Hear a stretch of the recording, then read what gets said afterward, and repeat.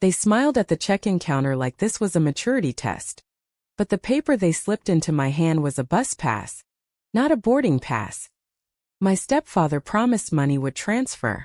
Yet by day 6, my account was drained. By day 9, the eviction notice arrived. When they called from Dubai screaming about why the credit card was locked, I realized that bus pass was never a gift. It was their way of buying time to steal my life. My name is Paisley Lewis. I am 24 years old, and for the last 6 months, I have worked as a junior analyst at Ridgeway Risk and Compliance in downtown Denver. My job is essentially about spotting patterns that do not belong. I look for the jagged edges in financial data, the tiny discrepancies in corporate ledgers that suggest someone is lying, stealing, or cutting corners. I am good at it. I am precise. I am logical. And yet, standing under the vaulted white tent roof of Denver International Airport, surrounded by the smell of overpriced coffee and anxiety, I failed to see the most obvious fraud taking place right in front of my face. I was living at home, a temporary arrangement that was supposed to be the responsible choice. After graduation, the plan was simple: save money on rent, pay down the last of my student loans, and build a safety net before moving into a condo in the Highlands. That was the logic I used to justify sleeping in my childhood bedroom, while my 19-year-old stepsister, Belle, treated the entire house like her personal walk-in closet. It was supposed to be a smart financial move. Instead, it was the blind spot that ruined me. The airport was chaotic, a sea of travelers rushing toward security, but my family moved through the crowd with the entitled ease of people who never worried about missing a flight. My stepfather, Gavin, pushed the luggage cart stacked high with silver hardshell suitcases. They shimmered under the artificial lights, looking more like bullion bars than travel gear.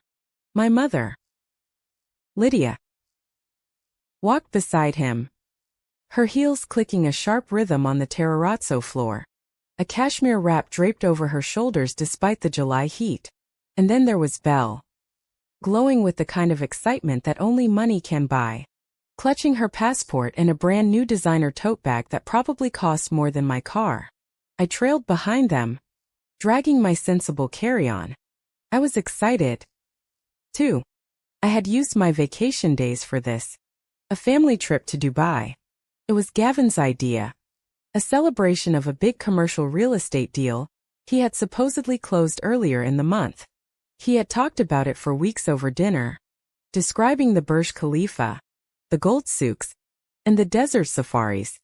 I had hesitated at first, worried about taking time off so soon after starting at Ridgeway, but Lydia had insisted.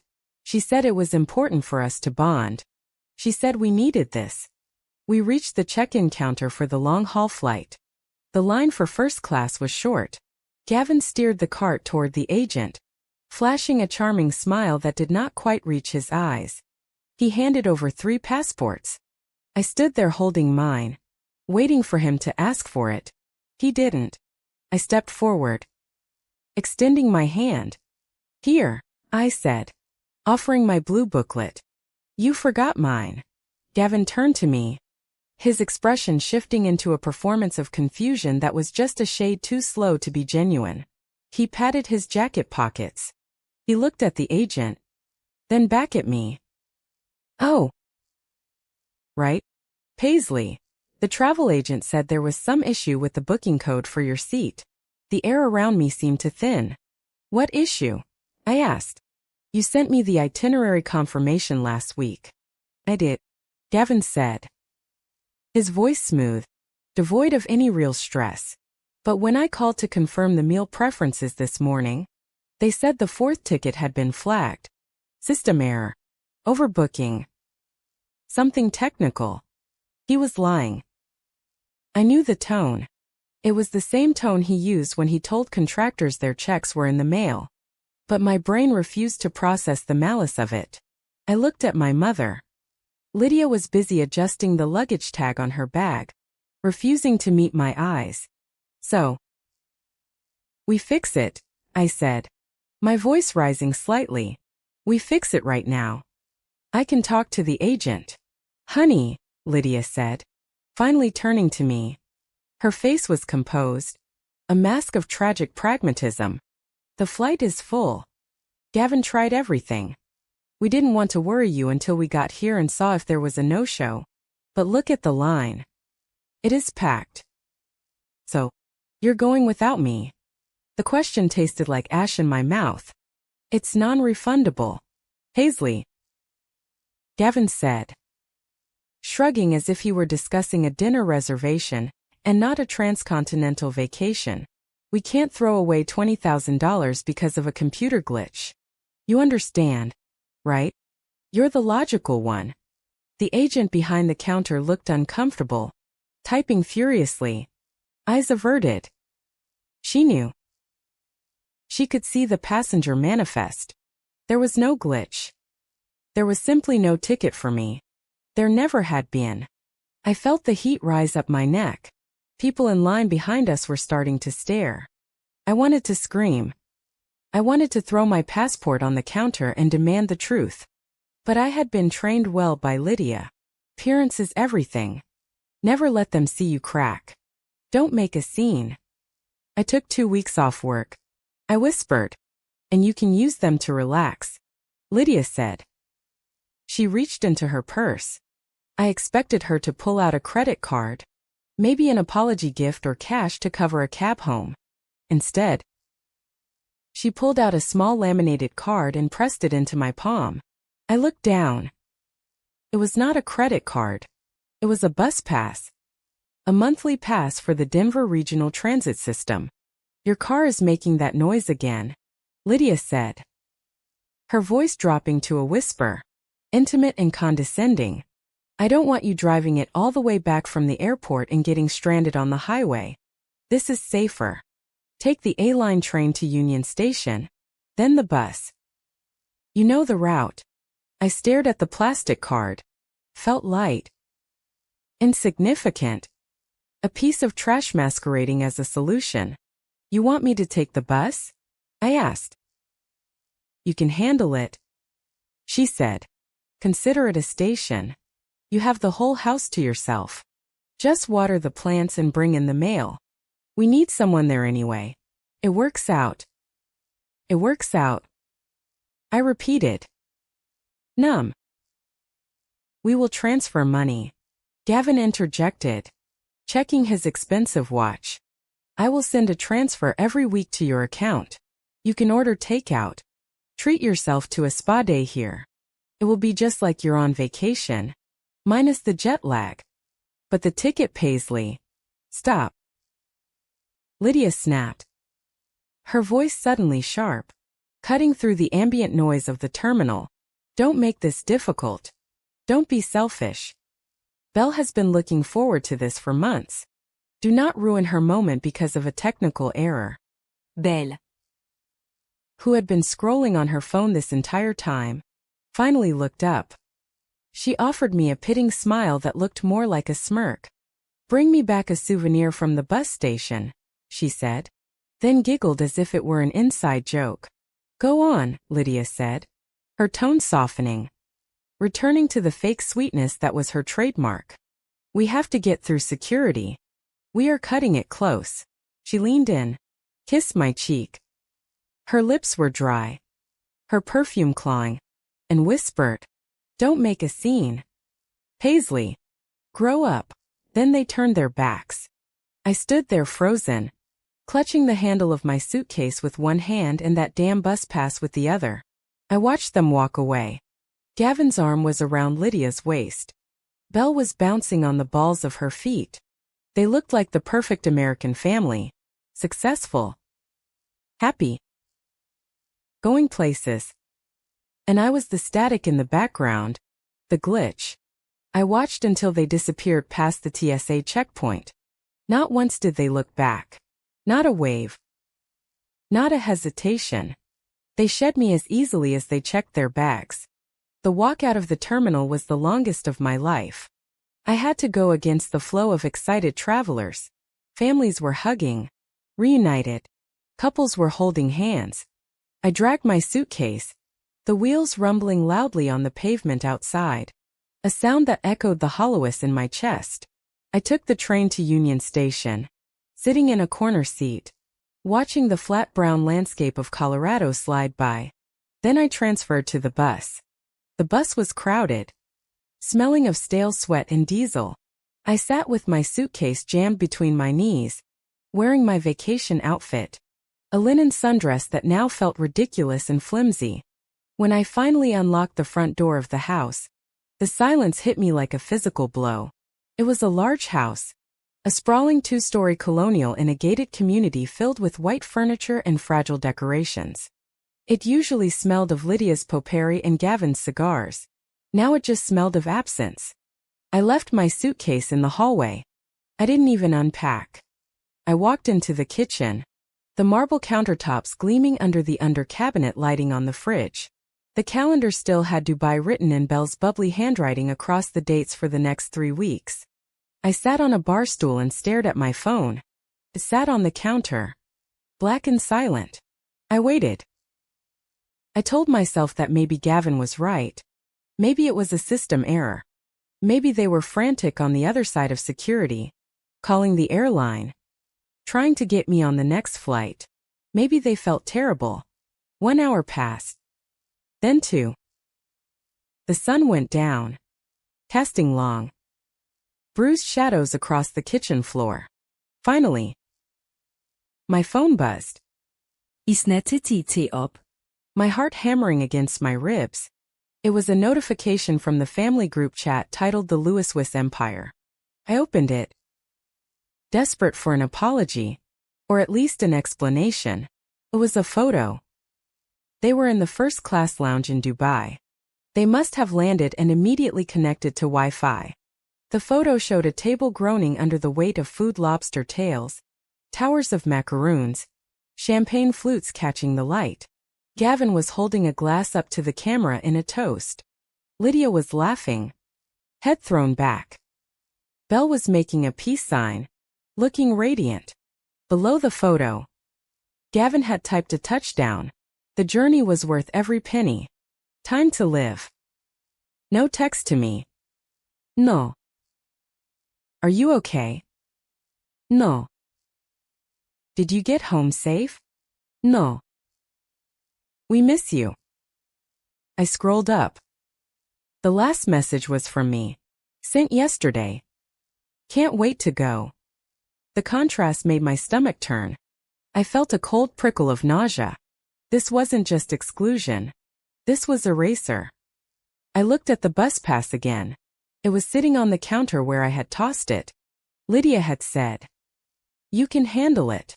She had said, "Don't make a scene."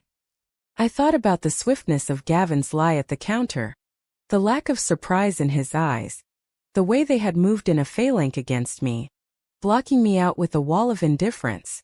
I opened my banking app to check my balance, just to reassure myself that I had enough for groceries until Gavin's promised transfer came through. I had been saving aggressively, keeping my funds in a high-yield savings account, but I kept a checking account for daily expenses. The numbers on the screen glared back at me. I frowned. It looked normal for now. But then I remembered something Gavin had said a week ago. He had asked for my social security card and birth certificate. He said he was updating the family's umbrella insurance policy before the trip. Just a formality. Paisley compliance.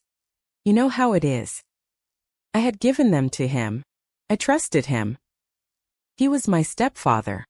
He had raised me since I was 12. I stood up and walked to Gavin's home office. The door was usually locked, but today it was slightly ajar. Pushed it open. The room was tidy. Too tidy. The shredder bin was full. I went to the filing cabinet where we kept important documents. I pulled open the drawer marked personal. My folder was there. I opened it empty. My breath hitched. I flipped through the other folders. Gavin's was there. Lydia's was there. Belle's was there. Mine was the only one stripped clean. I walked back to the kitchen.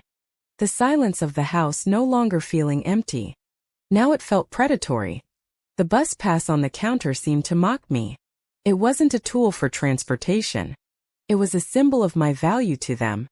While they flew first class on a trip paid for by a big deal, I was relegated to public transit and house sitting. But why take my documents? Why the elaborate charade at the airport? If they never intended for me to go, they could have just told me I wasn't invited. It would have hurt, but it would have been clean. This was not clean. This was messy in a way that my risk analyst brain found alarming. You don't take someone to the airport just to humiliate them. Unless you need them to be somewhere specific at a specific time. You don't hand them a bus pass unless you want to ensure they don't have the mobility to come after you. I looked at the photo of the champagne toast again. They look so happy. So free. I realized then that the heavy feeling in my gut wasn't just disappointment. It was instinct. The same instinct that made me flag a suspicious ledger entry at work. They hadn't just left me behind. They had positioned me. I picked up the bus pass and ran my thumb over the rough plastic edge. I didn't know it yet. Not fully. I didn't know the extent of the red ink that was about to bleed into my life. But standing there in the dark kitchen, illuminated only by the glow of their gluttonous joy on my phone screen, I understood one thing with crystal clarity. The thing they borrowed before they flew away wasn't just my trust. They had borrowed my name. The silence in the house was not peaceful. It was heavy. Like a woolen blanket soaked in water. For the first 2 days, I moved through the rooms like an intruder in a museum. I avoided the white sofas in the living room, terrified I might spill something and leave a stain that would serve as a permanent record of my existence there. I stuck to the kitchen island in my bedroom, the only 2 spaces where I felt I had permission to breathe. My life shrank down to the dimensions of a laminated schedule. The bus pass Lydia had pressed into my hand became my tether to the outside world. But it was a cruel one. To get to Ridgeway Risk and Compliance by 8 o'clock in the morning, I had to leave the house at 6:30. The walk to the bus stop was nearly a mile. Dragging my work bag over cracked sidewalks that the Homeowners Association fee apparently did not cover. I learned the rhythm of the Route 15 bus quickly. It smelled of industrial cleaner and exhaust. I sat near the back, clutching my bag, watching the city wake up through windows smeared with grime. It was a stark contrast to the life my family was currently broadcasting. While I was wedged between a construction worker and a college student sleeping against the glass, my phone would buzz with the chirpy notification sound of the family group chat. I told myself I should mute it. I should turn off the notifications and focus on my work. On the compliance reports that needed filing. On the steady, reliable logic of numbers. But I could not look away. It was like picking at a scab. On Tuesday, while I was eating a sandwich I had made from the heels of a bread loaf left in the pantry, my phone lit up. It was a video from Belle. I tapped play. The screen filled with the golden light of a desert sunset. They were in an open-top Jeep, tearing across sand dunes. Belle was screaming with delight, her hair whipping around her face like a halo. Gavin was laughing, pointing at the horizon. Lydia was there, too, looking impossibly chic in linen, holding a glass of sparkling water, as if the desert were just another backdrop for her elegance. Below the video, Belle had posted a caption, "Finally living." Lydia had reacted with a heart emoji. Gavin posted a photo immediately after. It was a close-up of his wrist.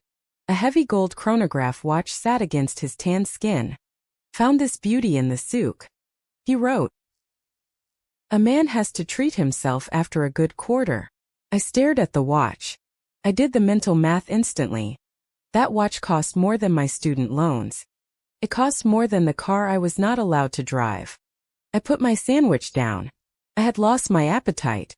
I opened the banking app again. I had been checking it every 4 hours like a nervous tick. Gavin had said the money would transfer weekly. It was Wednesday now. The account balance remained unchanged. It is the time zone difference. I whispered to the empty kitchen. Dubai is 10 or 11 hours ahead. International transfers take time. Maybe the SWIFT code was wrong. Maybe he forgot to hit send because they were on a safari. I tried to cling to these rationalizations, but the analyst in me was already poking holes in them. Gavin was a man who prided himself on financial precision. He did not forget transfers. He did not make banking errors. That evening, I decided to go to the grocery store. I needed milk and eggs. The walk to the nearest supermarket was 20 minutes from the bus stop. I carried the plastic bags home in the rain, the handles cutting into my fingers. When I got inside, dripping wet and shivering, I saw another notification. Rooftop dinner tonight. The view is to die for. It was a picture of a table set with crystal and silver, overlooking a glittering cityscape that looked like a circuit board made of diamonds. I sat on the floor of the foyer, wet shoes still on, and did something I had never done before. I took a screenshot. I did not know why I did it. Maybe it was just to prove to myself that this was happening. That while I was walking in the rain to buy $6 worth of groceries, they were eating a meal that likely cost $1,000. It felt like I was being gaslighted by my own reality. If I did not save the evidence, I might start to believe that I deserved this, that this disparity was normal. I saved the screenshot to a hidden folder on my phone. Then I went back and screenshotted the watch, the desert video, and the timestamp of every message. Later that night, the house felt colder than usual. I went downstairs to check the thermostat. It was set to a comfortable 70 degrees, yet I could not shake the chill. I decided to check the mail. I had been bringing it in as instructed, piling it on the side table in the hallway, but I had not really looked at it.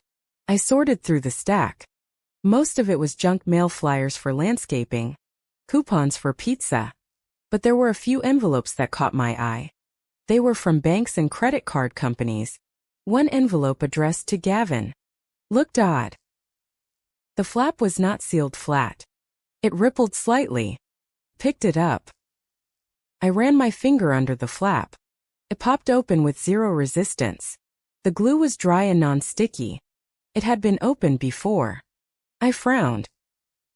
I looked at the postmark. It was dated 3 days before they left. I picked up another one. A bank statement addressed to Lydia. Same thing. The envelope had been slit open neatly, likely with a letter opener, and then tucked back in to look unopened. A cold feeling, sharper than the rain, settled in my stomach. Why would they open their own mail and then put it back in the pile unless they were filtering it? I sat down on the stairs, surrounded by the white envelopes. I went through them all.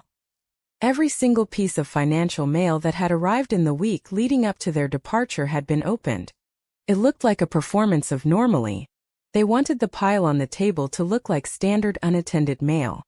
But someone had checked every single balance, every single transaction before they walked out the door. My hands were shaking slightly.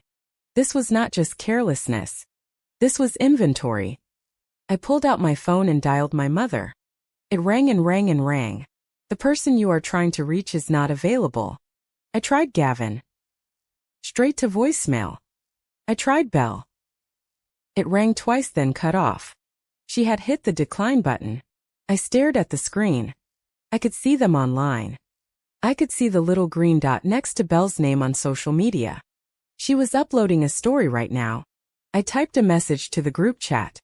I kept it neutral, stripping the panic from my words. Hey everyone. Hope the dinner was great. Just checking in on the transfer for the house expenses and groceries. I think the international wire might be stuck. Let me know if I need to call the bank on this end. Love you. I watched the screen. Read by Lydia. Read by Gavin. Read by Belle. No typing bubble appeared. No thumbs-up reaction. They had seen it. They had read it while sitting at that crystal-laden table, perhaps passing the phone around and rolling their eyes. Paisley is being annoying again. Paisley is ruining the vibe. I waited 10 minutes. 20-0. Then a new photo popped up from Lydia. It was a selfie of her and Belle holding cocktails. Caption, "Cheers to family time." The message was clear. I was not part of the family time. I was the help. I was the ghost back in Denver, haunting their house, asking for crumbs while they feasted. I did not sleep well that night. I dreamed of sand dunes filling the house, burying me alive while Gavin watched from the top of the stairs, checking his gold watch. The next morning was Thursday. I woke up with a headache that pounded behind my eyes. I was running late. I skipped breakfast, grabbed my bag, and ran for the bus. I made it to the office with 5 minutes to spare. My colleagues were gathered in the break room talking about their weekends.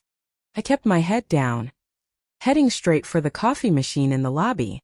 I needed caffeine desperately. I ordered a large black coffee and a bagel. The total came to $8.50. I tapped my debit card against the reader. The machine beeped. A harsh, dissonant sound. Transaction declined. The barista, a young guy with a nose ring, gave me a sympathetic smile. Chip readers are finicky today, he said. Try inserting it. I felt a flush of heat rise up my neck. I inserted the card. Processing. Declined. Do you have another card? He asked gently. I froze. I had my credit card, but I used that for emergencies only. My debit card was linked to my checking account. I knew exactly how much was in there. I had been paid 2 weeks ago. After paying my student loan installment and the automatic deduction for my share of the car insurance, I should have had at least $400 left. Plenty for a coffee. Let me check my app, I stammered. I stepped out of the line, feeling the eyes of the people behind me burning into my back. I opened my banking app. My fingers were cold and clumsy. I logged in. The screen loaded. Checking account $0. I stared at it. I blinked. Sure that I was hallucinating, I refreshed the page. Checking account $0. I scrolled down to the transaction history. There was a transfer. It was dated yesterday. Transfer to external account ending in $4,492. The entire balance swept clean. I did not recognize the account number ending in 4492.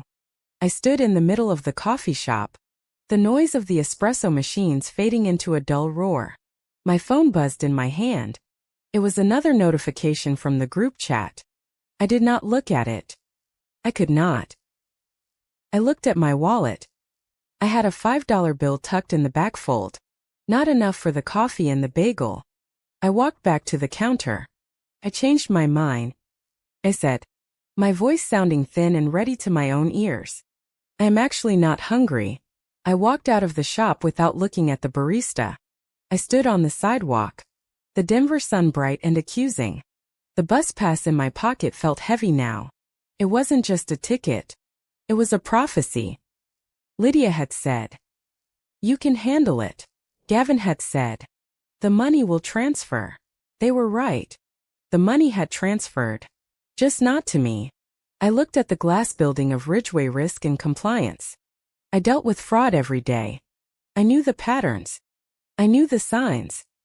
And as I stood there, peniles and abandoned on a Thursday morning, the pieces finally clicked into a picture I had refused to see. The bus ticket wasn't a gift. It was a distraction. And the silence from Dubai wasn't negligence. It was the sound of a getaway car speeding off. I walked out of the coffee shop and found a narrow alleyway between the brick facade of the office building and a dry cleaner.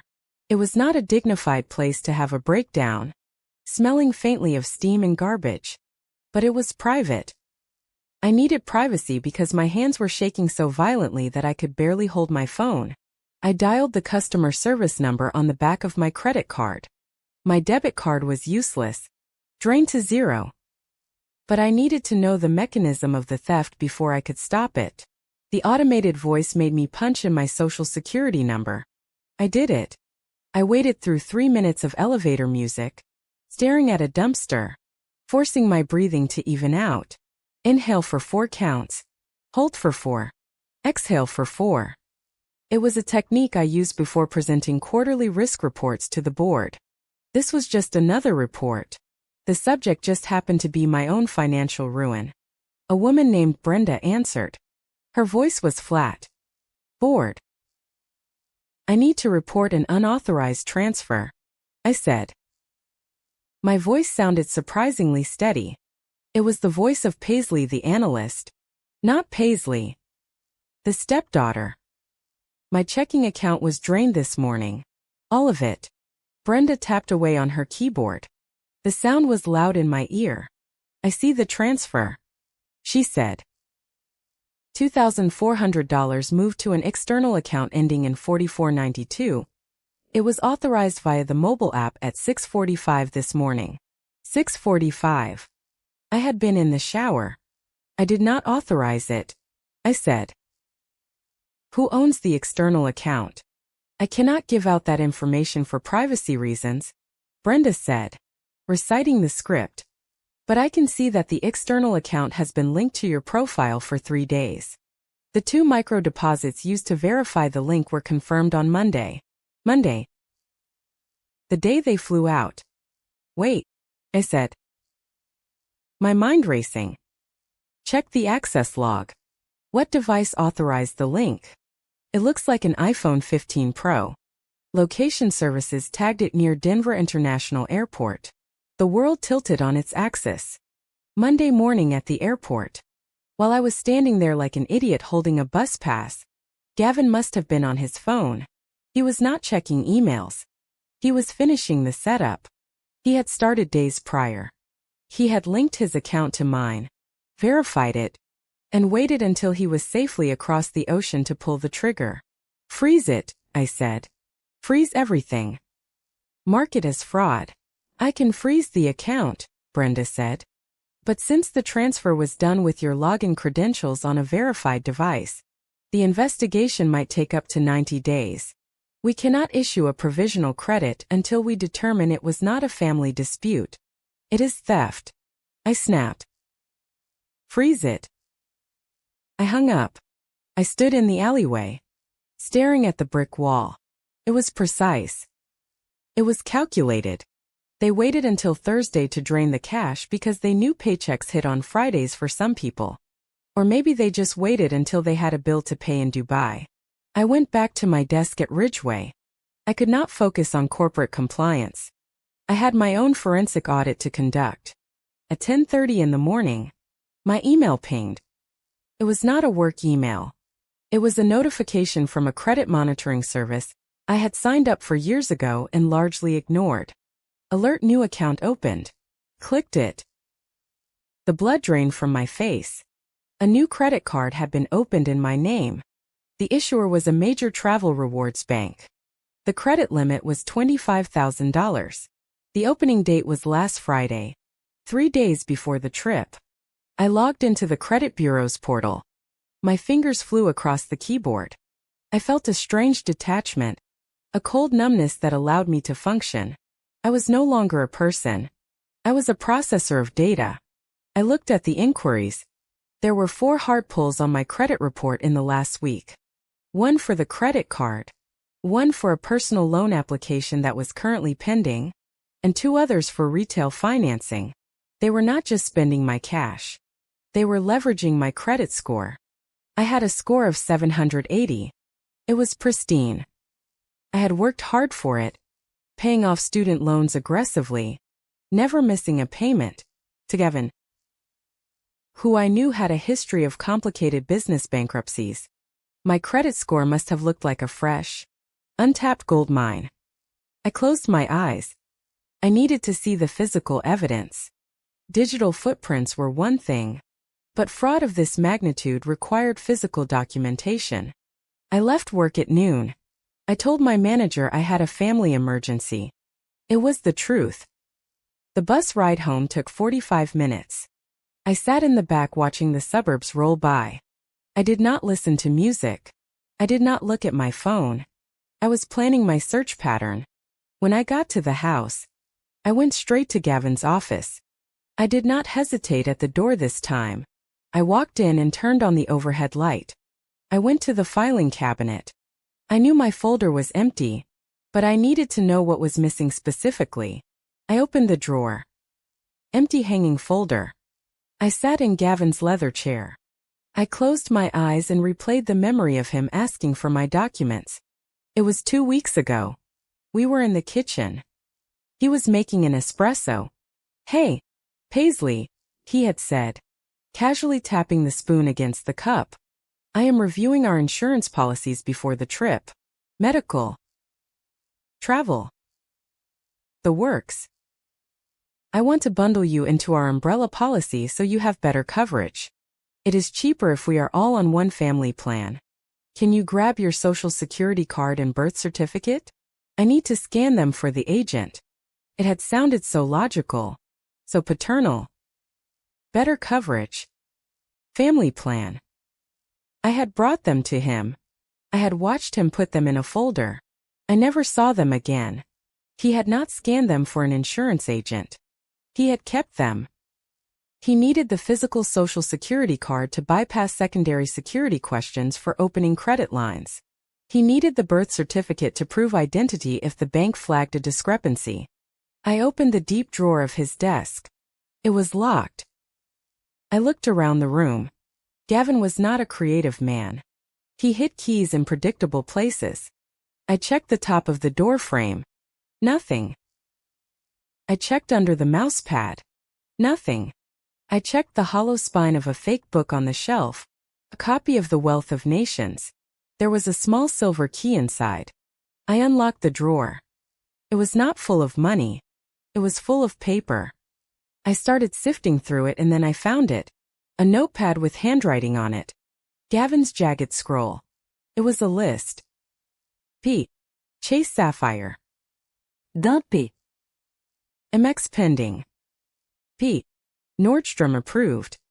P. Auto loan check or shake rates. P stood for Paisley. He had made a shopping list of credit lines he intended to open in my name. I took my phone out. I photographed the list. I photographed the open drawer. I photographed the key. I felt a wave of nausea, but I swallowed it down. I could not afford to be sick. I moved to the pile of mail on the hallway table. I had sorted it yesterday, noticing the open envelopes, but I had not looked at the content of the ones that were not obviously bank statements. There was a large white envelope from the property management company that managed our gated community and the rental of this house. I had always assumed Gavin owned the house. He talked about property values and equity constantly. I picked up the envelope. It was addressed to Gavin Lewis and Paisley Lewis. My name was on the envelope. I used a letter opener to slice it. Inside was a notice of lease violation and past due rent. I read the document. The words swam before my eyes, then sharpened into focus. Dear tenants, please be advised that the rent for July in the amount of $3,800 has not been received. Furthermore, per the lease renewal agreement signed on June 15th, the primary leaseholder responsibility has been transferred to Paisley Lewis. I dropped the paper. It fluttered to the floor like a dying bird. June 15th, a month ago. I remembered that day. Gavin had asked me to sign for a package. Just sign here. Honey. The delivery guy is in a rush. He had held a clipboard with a document half covered by a shipping manifest. I had signed a lease renewal. I was not just living in their house. I was the tenant. I was legally responsible for the rent. And they had left for Dubai without paying it. I sat on the floor of the hallway. The marble cold against my legs. The puzzle pieces slammed together with a deafening click. They did not just steal my savings. That was small potatoes. $2,000 was a dinner for them. No. They had stolen my identity to finance their life. They had transferred the liability of their housing to me. They had opened credit cards in my name to fund the trip. They were currently staying in a 5-star hotel in Dubai, eating lobster and charging it to a card that would send the bill to this address in my name. I looked at the date on the notice. If the rent was not paid by the 20th, eviction proceedings would begin. Today was the 18th. I had 2 days before I lost the roof over my head. A roof I apparently was paying for. I scrambled up and ran back to Gavin's office. I needed to find that lease. If they transferred it to me, there had to be a copy. I found it in the bottom of the locked drawer. A crisp copy of the lease agreement. I turned to the signature page. There was my signature. It looked like mine, but slightly shaky. Forgery. Or the result of that trick with the clipboard. It did not matter. To the landlord, it was binding. And there, listed under occupants were Gavin, Lydia, and Belle. They had made me the landlord of my own parasites. My phone buzzed. A text from the group chat. Gavin just checked into the suite. The upgrade was totally worth it. Sad you aren't here. Paisley. A photo attached. The suite was massive. Gold fixtures. Floor-to-ceiling windows. I looked at the photo. Then I looked at the lease in my hand. The upgrade. They paid for that upgrade with the credit card they opened last Friday. My credit card? I did not reply. I could not let them know I knew. Not yet. If I confronted them now, they would go to ground. They would max out the cards and disappear. I needed to be smarter. I needed to be the compliance officer, not the victim. I gathered every piece of paper. The lease. The list from the drawer. The open bank statements. The credit monitoring alert printed from my phone. I laid them out on the dining room table. It looked like a war room. I took a picture of the spread. This was my evidence. I walked to the window and looked out at the driveway. It was empty. My car, which Lydia had forbidden me to drive because it made a noise, sat in the garage. I went to the garage. I tried the door locked. I went back to the kitchen and found the spare key hook. The key to my car was gone. It was gone. They didn't take it because the car was broken. They took it because they couldn't risk me driving to the bank or driving to a lawyer or driving to the leasing office too quickly. They wanted me slow. They wanted me on the bus schedule. I pulled the bus pass out of my pocket. It was bent at the corner. Lydia's voice echoed in my head. You can handle it.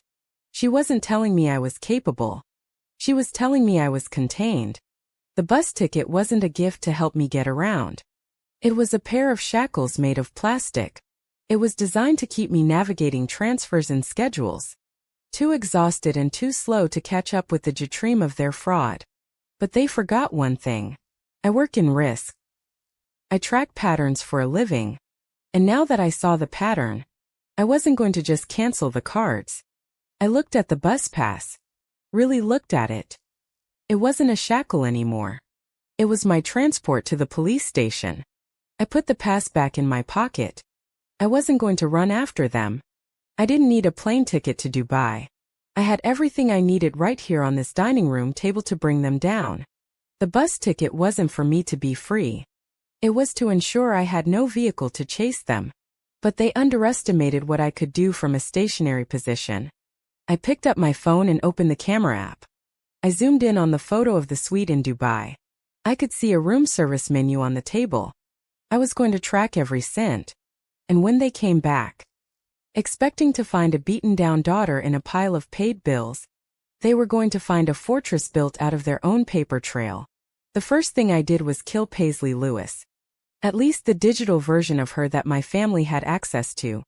I sat at the kitchen table, which was now covered in a layer of paper so thick it looked like a topographical map of a disaster zone. I opened my laptop and began the systematic shutdown of my financial identity. I logged into the 3 major credit bureaus, Equifax, Experian, and TransUnion. My fingers moved with the muscle memory of a pianist playing a funeral march. I initiated a credit freeze on all 3. It was a simple toggle switch on a screen, but it felt like slamming a heavy iron gate shut. Next came the passwords.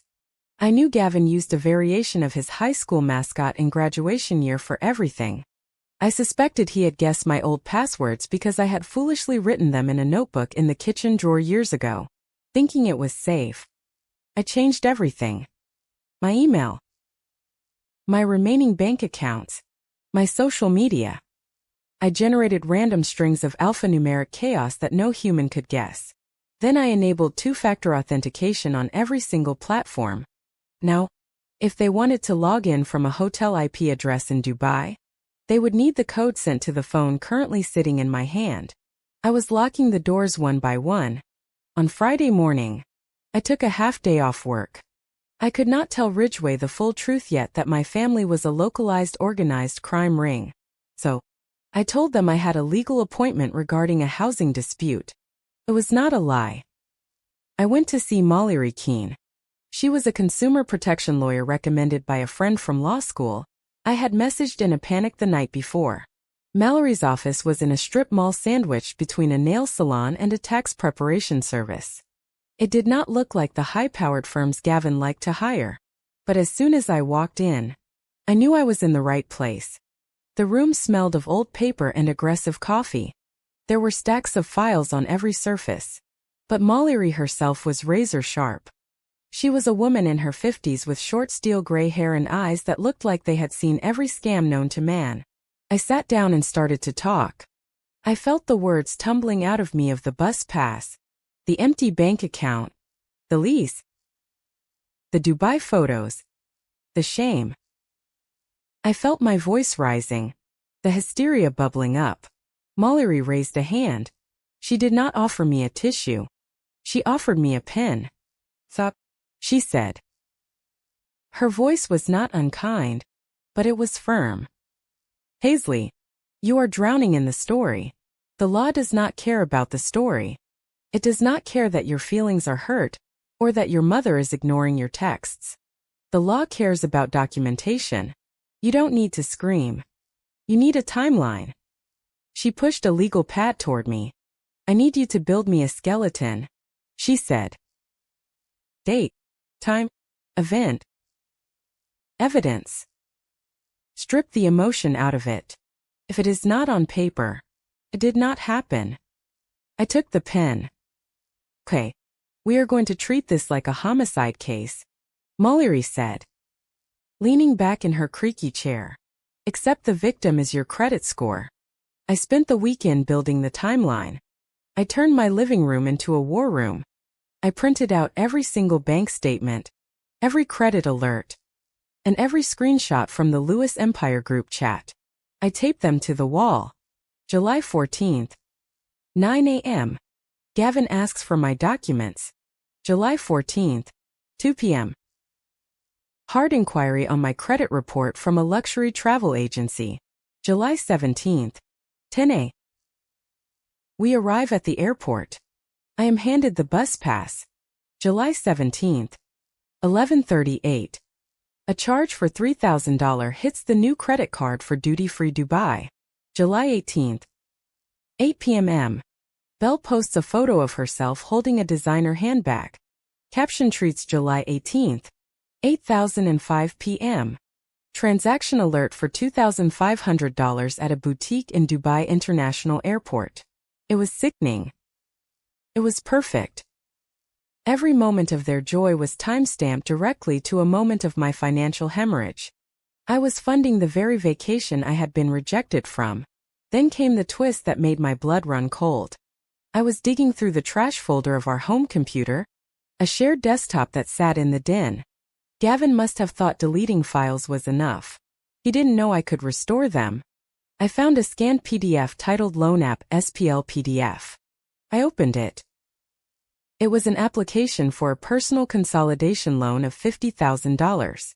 The status was approved, awaiting disbursement. I scrolled to the bottom. There was a signature. Paisley Lewis. I stared at it. It looked like my name. It even had the loop on the L that I used. But the pressure was wrong. The slant was too aggressive. It leaned to the right. Just like Gavin's handwriting. I held my own hand up to the screen. My hand had not signed that. But a bank officer looking at it quickly would never know. I saved the file to a thumb drive. Then I saved it to the cloud. Then I emailed it to myself. That night, the house was silent.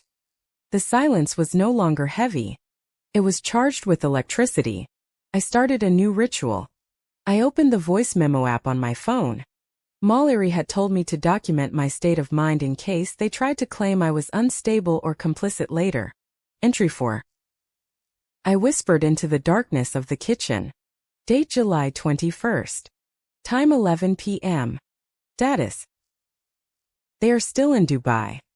No one has answered my calls for 4 days. I have $3 in my wallet. I ate oatmeal for dinner. I found the loan application today. Gavin forged my signature. He didn't just borrow money. He committed a felony. I feel like I'm cutting off a limb to save the body. On Monday, I went back to Mallory's office. I dropped the binder on her desk. It was 3 and thick. Here's your timeline, I said. Mallory flipped through it. She stopped at the side-by-side comparison of the handbag photo and the credit card charge. She stopped at the forged loan application. Okay, she said. This is a weapon. Now we fire it. She handed me a packet of forms. This is an identity theft report. You are going to file this with the Federal Trade Commission. It creates a recovery plan. But before you do that, you have to go to the police station. I froze. The police? You need a police report number, Mallory said. Without it, the banks will treat this as a family dispute. They will say, "Oh, honey, just ask your dad to pay it back." With a police report, it becomes a crime. It triggers federal protections that block them from collecting these debts from you. If I file a police report, Gavin could go to jail, I said. The realization hit me hard. Despite everything, the conditioning of 24 years was hard to break. Don't make a scene.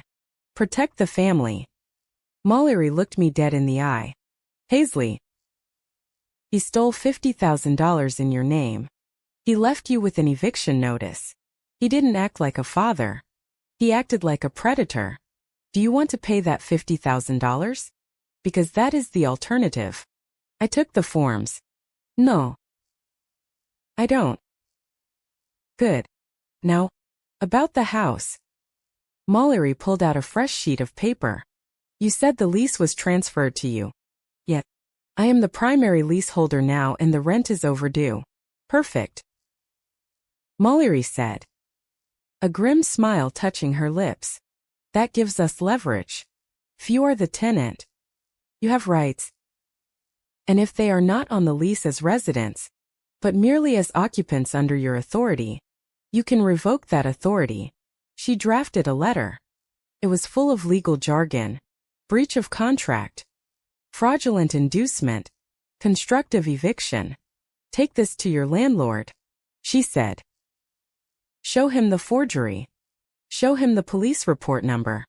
Tell him you are the victim of identity theft committed by the previous occupants. Ask him to sign a lease addendum that removes them entirely and keeps only you. If he refuses, tell him you will drag the property management company into the fraud investigation for facilitating the illegal lease transfer without proper verification. I left her office feeling like I was carrying a grenade. I went to the leasing office. Mr. Henderson, the property manager, was a man who disliked drama. He looked at me over his glasses, annoyed that I was there to discuss the unpaid rent. M. Lewis, he said, sighing. We need the check today. You will get the check, I said, my voice steady. But first, we need to fix the mess you helped create. I laid out the timeline on his desk. I showed him the forged signature on the lease renewal. I showed him the police report I had just filed an hour ago at the precinct, the ink on the carbon copy still fresh. My stepfather used my identity to secure this housing without my consent. I said he is currently out of the country. If you try to evict me, I will tie this property up in court for months proving that you failed to verify the signatory, or we can fix it right now. Mr. Henderson paused. He looked at the police report. What do you want? I want a new lease, I said. Just me. I have a job. I can pay the rent if I'm not paying for their vacation. I want Gavin and Lydia removed from the contract. And because I am the sole tenant, I want the locks changed. Today. He hesitated. That is highly irregular. So is forgery. I countered. 20 minutes later, I walked out with a new lease. By 5 p.m., the locksmith was at the front door. I watched as he drilled out the old core. The sound of the drill was the most satisfying thing I had ever heard. Sounded like freedom. He handed me 2 shiny new silver keys. There you go. Miss, he said. Nobody gets in unless they have one of these. I held the key in my fist. I went inside and locked the deadbolt. For the first time in a week, the house felt like mine. It was no longer a waiting room for their return. It was a fortress. I sat down on the couch, exhausted. The adrenaline was starting to fade, leaving behind a deep, aching sadness. I looked at the family photos on the mantel. Gavin smiling. Lydia looking regal. Belle graduating high school. They looked like strangers. My phone rang. It was an unknown number. I almost let it go to voicemail, thinking it was a debt collector, but something made me answer. This is Paisley, I said. M. Lewis. This is Detective Miller from the fraud division at the bank. A male voice said. We received your affidavit and the police report number regarding the credit card ending in 5580. Yes, I said. Thank you for calling. I am looking at the transaction history, the detective said. And I am looking at the locations. The card is being used heavily in Dubai. The user seems to have access to your personal identifiers. Mother's maiden name. Childhood street. First pet. Vivaz. The silence on the line was heavy. Lewis. He asked, his voice dropping an octave, becoming serious and direct. I need to ask you a standard question. We see this sometimes. The person using your information. Do you know who it is? Is it a family member? This was it. The moment of no return. If I said no, the investigation would continue as a hunt for a stranger. If I said yes, I was effectively signing an arrest warrant for my mother and stepfather. I looked at the bus pass on the coffee table. I looked at the new key in my hand. I thought about the station they told me to enjoy while they spent my future on champagne. I took a deep breath. Yes, I said clearly. It is my stepfather, Gavin Lewis, and my mother, Lydia Lewis. They are in Dubai right now. And none of it was authorized.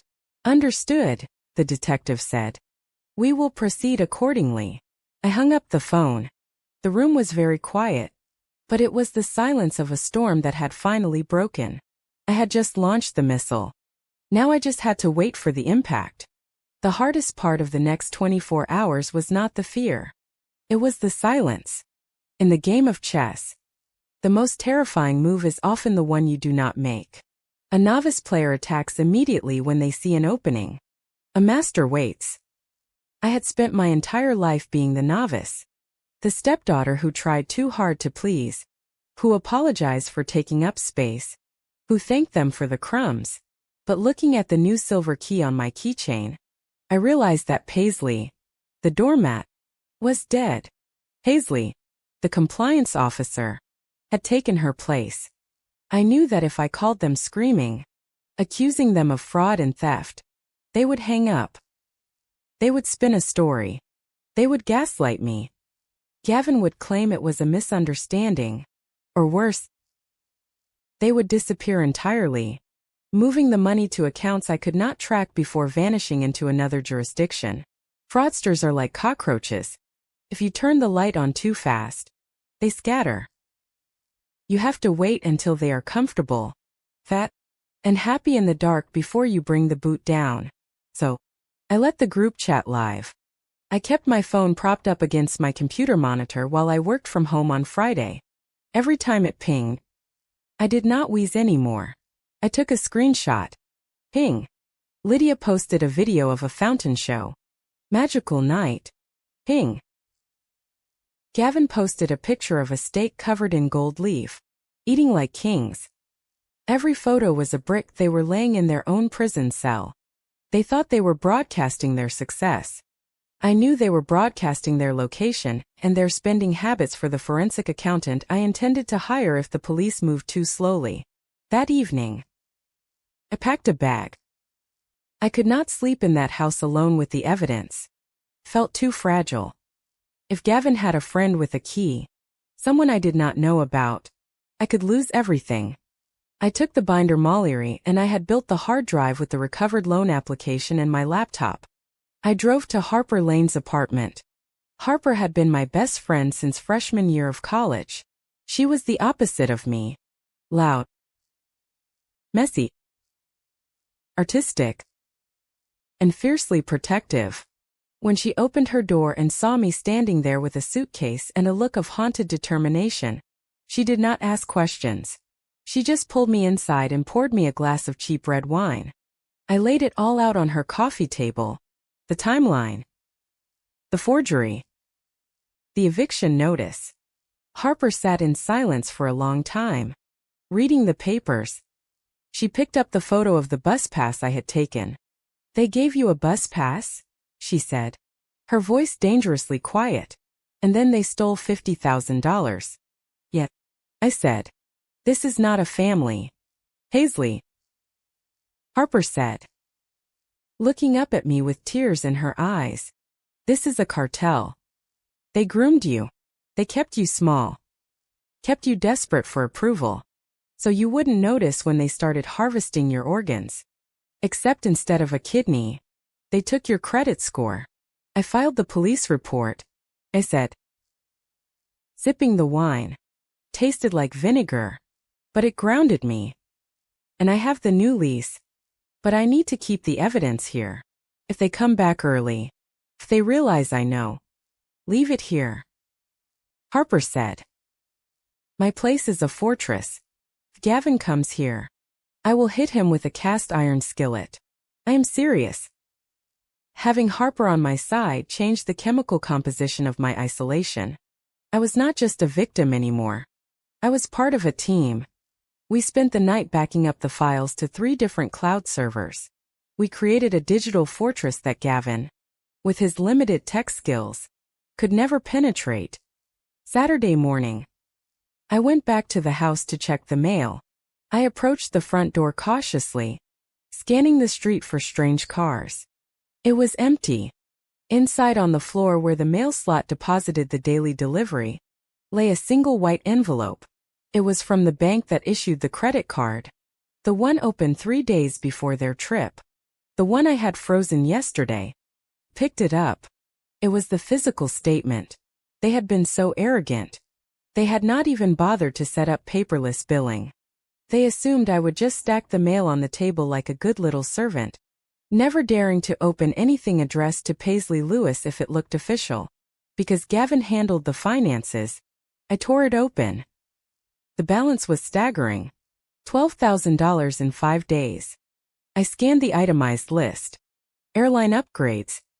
Hotel deposits. A jewelry store.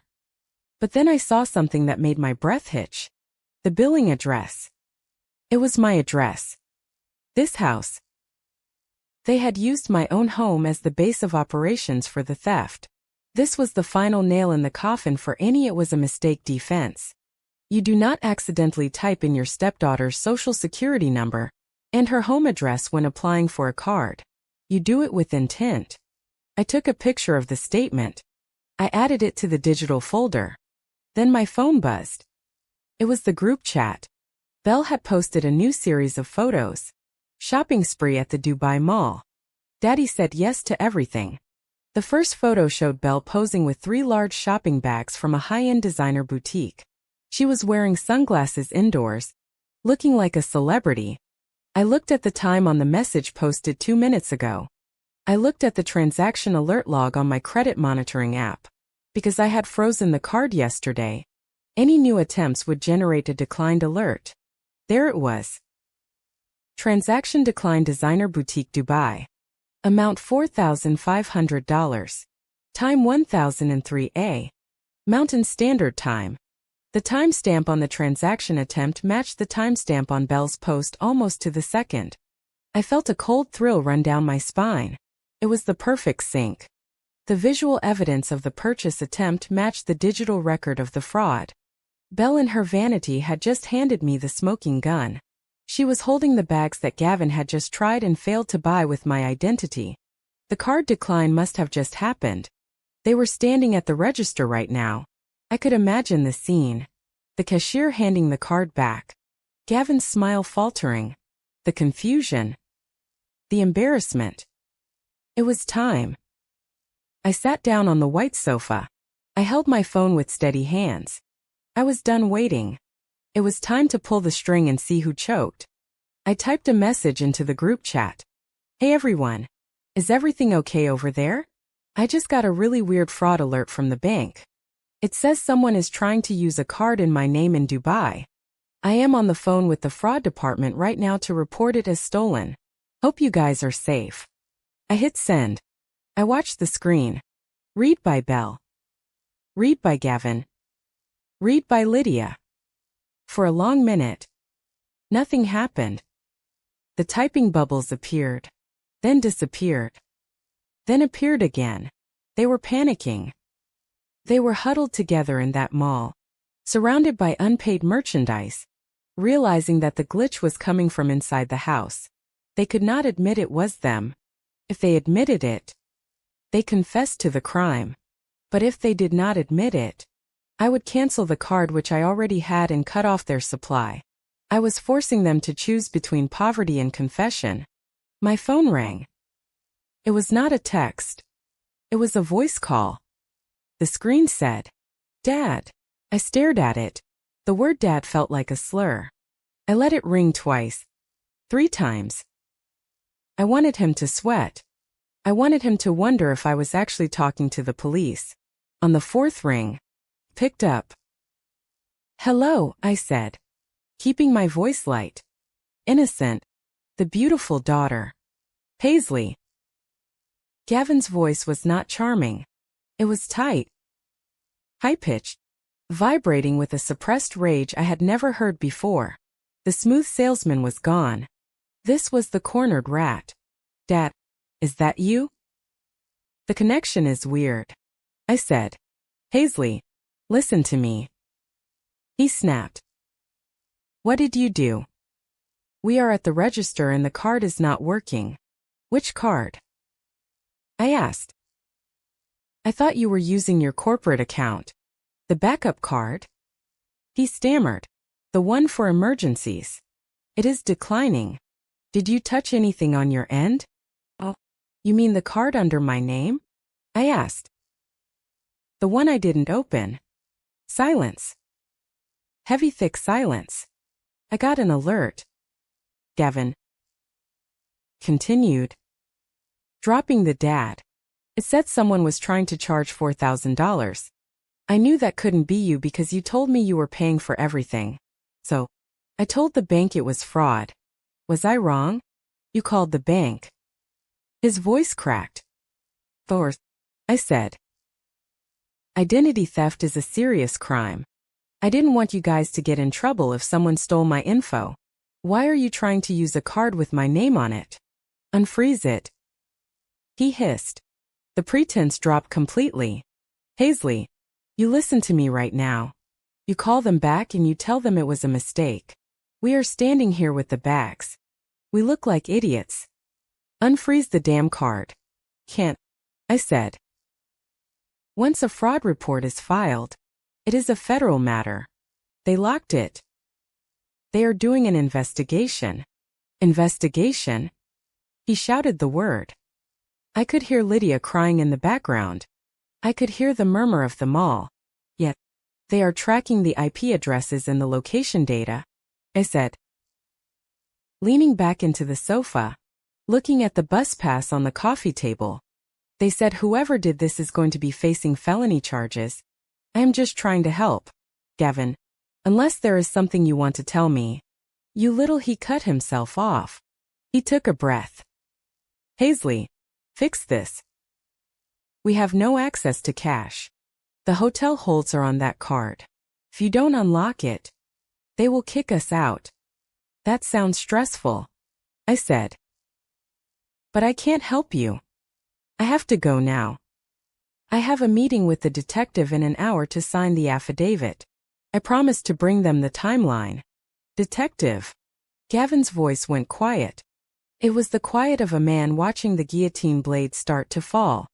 What detective? The one investigating the theft, I said. Good luck with the shopping, Gavin. I hope the bus to the airport is running. I hung up. I stared at the phone. My heart was pounding, but my hands were steady. I blocked his number. Then I blocked Lydia's. Then Belle's. I was not their daughter anymore. I was the witness for the prosecution. And for the first time in my life, I wasn't the one who was going to be stranded. The silence after I hung up on Gavin did not last long. My phone began to vibrate against the coffee table like a trapped insect. I had blocked their personal numbers, but I had not blocked the rest of the world. The screen lit up with a call from an international number. The area code was from the United Arab Emirates. They were calling from the hotel landline. I stared at the screen.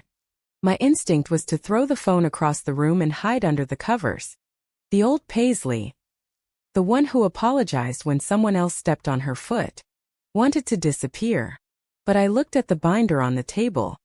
I looked at the timeline Mallory had made me build.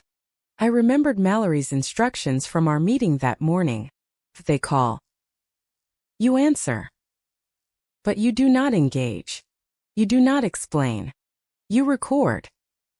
In Colorado, as long as one party consents to the recording, that party being you, it is legal. Get them to admit it.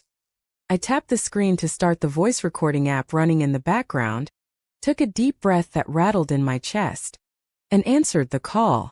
Hello. You ungrateful little. Gavin's voice exploded into my ear, distorted by the distance and his own rage. Do you have any idea what you have done? We are standing in the lobby of the Betrayal Arab with our luggage held hostage. They locked us out of the suite. Who is this? Asked, keeping my voice flat. Don't play games with me. Paisley. He screamed. The card declined. The backup card declined. The hotel tried to run the deposit again and it bounced. They are treating us like criminals because you flagged the accounts. I flagged the accounts because they were opened fraudulently, I said. I am protecting my identity, Gavin. If you are authorized to use those cards, surely you can clear it up with the bank yourself. You know I can't do that. He shouted. Because they are under your name. You have to call them right now. Tell them it was a mistake. Tell them you gave us permission. But I didn't. I said. Did I? There was a scuffle on the other end of the line. And then my mother's voice came through. It was wet and shrill. The sound of a woman who was losing control of her carefully curated narrative. Paisley. Baby. Please. Lydia sobbed. Why are you doing this to us? This was supposed to be our special time. We worked so hard. We just wanted to give Belle a good memory. You wanted to give her a memory by stealing my future. I asked. You stole $50,000. Mom, you forged my signature. We borrowed it. Lydia cried. We were going to pay it back. Gavin has a big commission coming in next month. We would have paid off the cards before you even noticed. We were doing it for the family. For you, too. We were going to buy you a car when we got back. You were going to buy me a car with my own money? I asked. Is that why you left me a bus pass? So I wouldn't see the bank alerts. Don't be dramatic. Lydia snapped. Her tone shifting instantly from pleading to accusing. We raised you. We put a roof over your head. And this is how you repay us. By stranding your mother in a foreign country. You are being incredibly selfish. You are ruining everything over a little paperwork. It is not paperwork. I said it is a felony. Where is the money? Mom, the $2,000 from my checking account. Where did it go? It went to the flight upgrades. Gavin roared from the background. Because we deserve to fly in comfort and you are going to fix this. Paisley. If you don't call the bank and lift that freeze in the next 10 minutes, I swear to God. You will do what? I cut him off. You are 5,000 m away. Gavin. You have no money. You have no hotel room and you have no leverage. I am your father. You are my stepfather. I corrected him.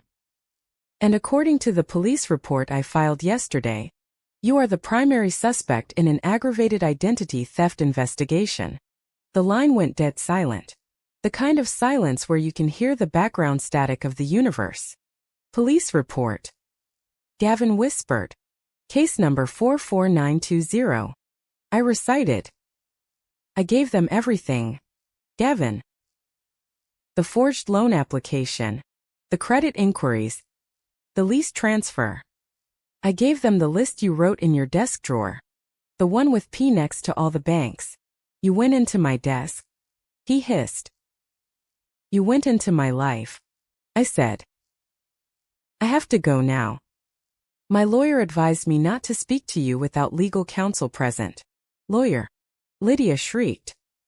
Paisley. Don't you dare. We are family. You don't sue family. You don't rob family.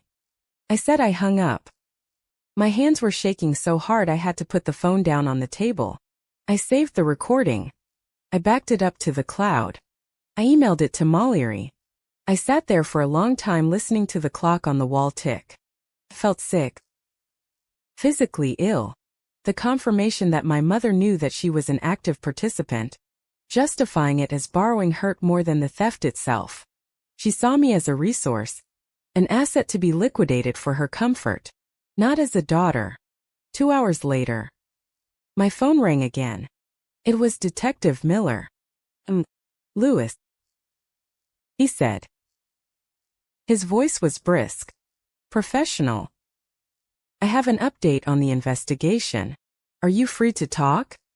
Yes, I said. We have been coordinating with the bank's internal fraud division, Miller said. And we found something interesting. The loan application, the one for $50,000, was pushed through the underwriting process unusually fast. Usually, a file with your income-to-debt ratio would trigger a manual review. How did it go through? I asked. The system flags were overridden, Miller said. Someone used a manager-level override code to bypass the income verification step. We looked into your stepfather's employment history. It turns out Gavin Lewis worked as a temporary contractor for a credit processing firm in 2019. He didn't work there long, but he worked in the data entry division. I felt a chill. He knew the codes. He knew the architecture. Miller corrected. He knew exactly which banks had the most automated systems, and he knew the specific override codes used by mid-level managers. He didn't just guess. He targeted banks where he knew he could exploit the system. This elevates the charge. Lewis. This isn't just theft. It is wire fraud and computer tampering. It shows premeditation and sophistication. What happens now? I asked. Now the bank is going after him, Miller said. They have frozen every asset linked to his social security number. Not just the ones he opened in your name. His personal accounts. His joint accounts with your mother. Everything. They have flagged him as a high-risk financial criminal. His cards are bricks. Lewis. He couldn't buy a pack of gum anywhere in the world right now. I thought about them in the lobby of the Burj Al Arab. The humiliation. The staff politely but firmly asking them to leave the mountain of luggage. Thank you, Detective, I said. By that evening, the reality of their situation had set in. The barrage of angry calls stopped. They realized screaming at me wasn't unlocking the money. Now they were in survival mode. I was at Harper's apartment eating takeout Thai food when my phone pinged. It was a text message from Lydia. She was messaging me on WhatsApp, likely using the hotel's free Wi-Fi because her phone service had probably been cut off. 2. Paisley. Please. We are at the airport. We are sleeping on the floor. Belle is hysterical. We have no money for food. I looked at the message. I took a bite of my pad thai. I felt a twinge of guilt. The old conditioning trying to resurface. They are sleeping on the floor. Then I remembered the bus pass. I remembered the eviction notice. I remembered the photo of the lobster. I didn't reply. 10 minutes later. Another message. If you call the police and tell them it was a misunderstanding, we can fix this. We still have some cash in a safe at home. We can give you $5,000. That is more than what was in your account. Just withdraw the report. I stared at the screen. She was trying to bribe me. She was trying to buy her freedom with money she didn't even have. Money that was probably also stolen or non-existent. Look at this, I said to Harper, handing her the phone. Harper read it and scoffed. $5,000 to cover a $50,000 felony. She is bad at math. She is admitting guilt. I said she is offering a settlement. Screenshot it. Harper said that is admissible. I took the screenshot. Then I typed my reply. I kept it cold. I kept it legal. All future communication must be directed to my attorney, Mallory Keene. Her number is attached below. Do not contact me directly again. I hit send. The response was immediate. You are destroying this family. I blocked her on WhatsApp. I went to the window and looked out at the Denver skyline. The sun was setting, painting the mountains in shades of purple and gold. I felt a strange sense of calm. The worst had happened. The family I thought I had was gone. But in the space they left behind, I was finding something else. I was finding my own spine. I checked my email one last time before bed. There was a notification from the airline. Because my email was still linked to the original family booking, the one they had kicked me off of, I still received the itinerary updates. Flight alteration alert. Passenger Gavin Lewis. Lydia Lewis. Belle Lewis. New route Dubai. DXB to Denver. DIN status confirmed. Date tomorrow. They were coming back. They weren't flying first class this time. The ticket class code was Y economy. And since their cards were frozen, they must have used the last of their return ticket credits to change the flight. Or perhaps the embassy had intervened to deport them. It didn't matter. They were coming home to a house they couldn't enter, to a bank account they couldn't access, and to a daughter they no longer recognized. I forwarded the email to Detective Miller and Mallory. Subject: They are returning. Body: Their flight lands tomorrow at 4:00 p.m. I will be ready. I closed my laptop. The game of cat and mouse was over. The trap had snapped shut in Dubai. Now the hunters were being shipped back in a cage. And I would be waiting on the tarmac. Not with a welcome sign, but with a binder full of evidence that weighed more than their luggage. The hours leading up to their arrival were not filled with panic. Panic is what happens when you are unprepared. Panic is the feeling of being handed a bus pass when you are expecting a boarding pass. What I felt now was the cold, focused clarity of a surgeon scrubbing in for a complex operation. The house was clean. I had spent the morning vacuuming the carpets and wiping down the counters, erasing the physical traces of my own stress. I wanted the stage to be immaculate. I wanted them to walk into a home that looked exactly like the one they left, only to find that the foundation had been replaced with reinforced concrete that they could not break. My lawyer, Mallory, had been explicit about the rules of engagement. Do not let them drag you into the mud, she had told me over the phone that morning. They will try to make this emotional. They will talk about blood and loyalty and how they changed your diapers. You must speak only in facts. You are a broken record. You repeat the law. You repeat the boundaries and you refer them to me. Harper was sitting on the newly leased white sofa, acting as my sparring partner. She was playing the role of Gavin. But Paisley, Harper said. pitching her voice low and whiny, mimicking my stepfather's manipulative tone. "We just need a place to sleep. We are exhausted. How can you lock us out of our own home?" I stood by the fireplace, my posture rigid. "This is not your home, Gavin. The lease is in my name. You are not listed as a resident. You have no legal right to be here." "Good," Harper said, dropping the character. "But he is going to push harder. He is going to try to walk past you." "I have the new keys," I said, "and the deadbolt is engaged. He can't walk past a locked door." "And Lydia?" Harper asked. "She's going to cry. She's going to do that thing where she touches her chest and acts like she is having a heart attack." I took a breath. "I will tell her that if she is having a medical emergency, I will call 911. But I will not open the door." It sounded harsh when I said it out loud. A week ago, the idea of leaving my mother on the doorstep would have been impossible. But a week ago, I didn't know she had looked me in the eye and lied about a flight glitch while her husband was actively stealing my identity. I imagined what was happening to them right now. I closed my eyes and pictured the cabin of the economy flight. They would be cramped. Gavin's legs would be jammed against the seat in front of him. There would be no champagne, no gold leaf stacks, just the hum of the engine and the terrifying knowledge that they were flying toward a disaster of their own making. Belle was the one I actually felt a flicker of pity for. Just a flicker. She was 19, spoiled and oblivious. But she wasn't the mastermind. She was just the beneficiary. I imagined her in that middle seat. No Wi-Fi. Unable to post her heavily filtered reality to the world.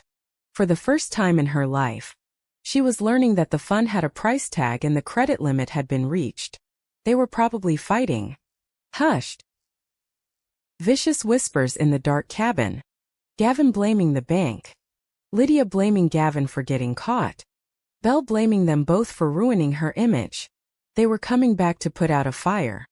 They didn't realize I wasn't the fire. I was the arson investigator. I went back to the dining room table. The warbinder, as Harper called it, sat in the center. It was organized with color-coded tabs. Tab 1. The bank statements. Tab 2. The credit report. Tab 3. The police report. Tab 4.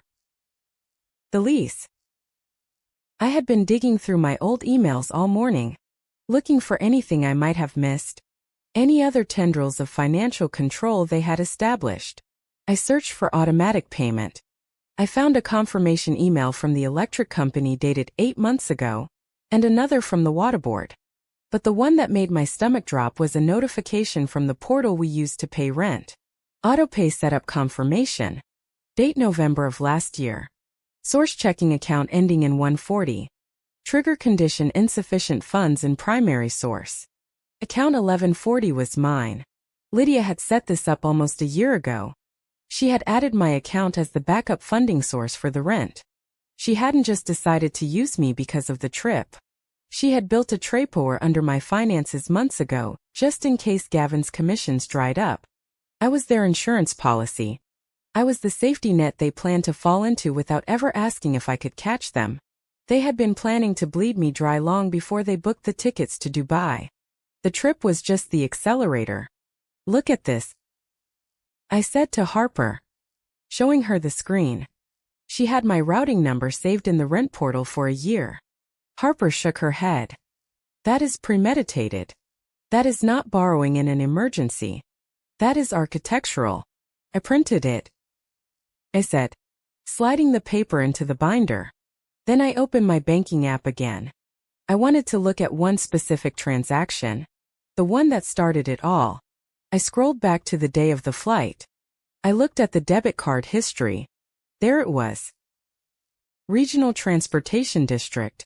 $55. Time: 8:45 in the morning. Location: Airport kiosk. I stared at the line item until the numbers blurred. At the airport. When Gavin had realized my ticket was missing, and Lydia had pressed the monthly bus pass into my hand, acting like it was a thoughtful consolation prize. They hadn't even paid for it. Gavin must have taken my card, the one he had borrowed, to pay for a coffee earlier while we were unloading the bags, and used it to buy the pass at the kiosk while I was standing 10 feet away guarding the luggage. They used my own money to buy the ticket that sent me away from them. I felt a laugh bubble up in my throat, but it wasn't a happy sound. It was jagged and dark. "What is it?" Harper asked, looking concerned. "The bus pass," I said, my voice trembling with rage. "They bought it with my card. Harper." I paid for my own humiliation. I paid $55 to be sent home so they could rob me. Harper stood up and walked over to me. She put a hand on my shoulder. "That," she said, pointing to the binder, "goes on the very first page." I printed the transaction receipt. I taped it to the front of the binder. It was no longer just a piece of plastic. It was the symbol of their absolute contempt for me. My phone buzzed. It was an email from Mr. Henderson, the property manager.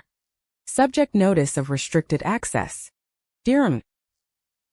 Lewis, per your request and the provided legal documentation, we have updated the building security protocols. The gate codes previously assigned to Gavin and Lydia Lewis have been deactivated. We have informed the security patrol that they are no longer permitted on the premises without your explicit escort. If they attempt to force entry, security has been instructed to contact the local police immediately." Attached is a copy of the formal notice sent to their email on file. I felt a wave of relief. It was real. The walls were up. Mr. Henderson came through. I said, "Their gate codes are dead." "Good," Harper said, "because they are going to try the gate first.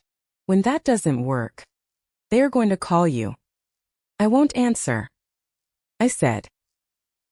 "And then they will try to tailgate someone else in." Harper predicted. "They will get to the front door and the key won't work." I finished. We had built a gauntlet at 2 in the afternoon. Detective Miller called. Lewis," he said. "I see the flight alert. They land at 4. I want to come over to the house." I asked. "Yeah," Miller said. "I want to be there when they arrive or shortly after. It is better if we get a statement from them while they are still disoriented. And frankly, given the amount of money involved, I want to make sure you are safe. Domestic financial disputes can get volatile when the perpetrators realize the jig is up." "You think they would hurt me?" I asked. "I think people who steal $50,000 from their daughter are capable of justifying a lot of things," Miller said. "I will be parked down the street. Call me the second they arrive. Or I can sit in your kitchen. Your choice." "Wait in the street," I said. "I need to do this part myself. I need them to see me standing there alone. I need them to see that I didn't need a bodyguard to take them down." "Okay," Miller said. "But I will be close. One text and I'm at the door in 30 seconds. Thank you." Detective. I hung up and looked at the clock. 3 hours. I went upstairs to shower. I washed my hair. I put on my best work clothes, a tailored navy suit I wore for board presentations. I put on makeup. I didn't want to look like the victim. I wanted to look like the CEO of the company they had just tried to embezzle from. When I came back downstairs, Harper had arranged the dining room. She had placed the binder in the center of the table. Beside it, she placed the 2 new silver keys. And beside that, the crumpled bus pass. It looked like an altar. An altar to the truth. "You look dangerous," Harper said, nodding in approval. "I feel dangerous," I said. "Feel heavy. But a good kind of heavy. Like an anchor." We sat in the living room as the afternoon light began to stretch across the floor. The house was silent. The air conditioner hummed. It was the kind of quiet you hear in a courtroom before the judge walks in. "You know," I said, staring at the dust motes dancing in the light. "All those years, I thought I was the weak one. I thought I was the one who needed them. I stayed here. I paid rent. I did the chores. I fixed their tech. I organized their lives because I thought that was the price of admission to the family. I thought if I was useful enough, they would love me. Harper didn't say anything. She just let me speak. But they didn't keep me around because they loved me. I continued. They kept me around because I was useful. And the second they thought they didn't need me, the second they thought they had a big payday, they cut me loose. But they were too arrogant to realize that I was the one holding the safety net. They cut the net while they were still falling. I looked at the front door. The wood was solid. The lock was new. I am not scared. Harper, I said. I am just finished. You are ready. Harper corrected. No, I said, shaking my head slowly. I am not waiting for them to apologize. I know they won't. They can't to apologize. They would have to admit they see me as a person and they don't. I stood up and walked to the window watching the street. A car turned the corner. But it was just a neighbor. I am not waiting for an apology. I repeated the words tasting like steel. I am waiting for them to face it. I want to see their faces when they realize that the daughter they left at the curb is the one who owns the pavement.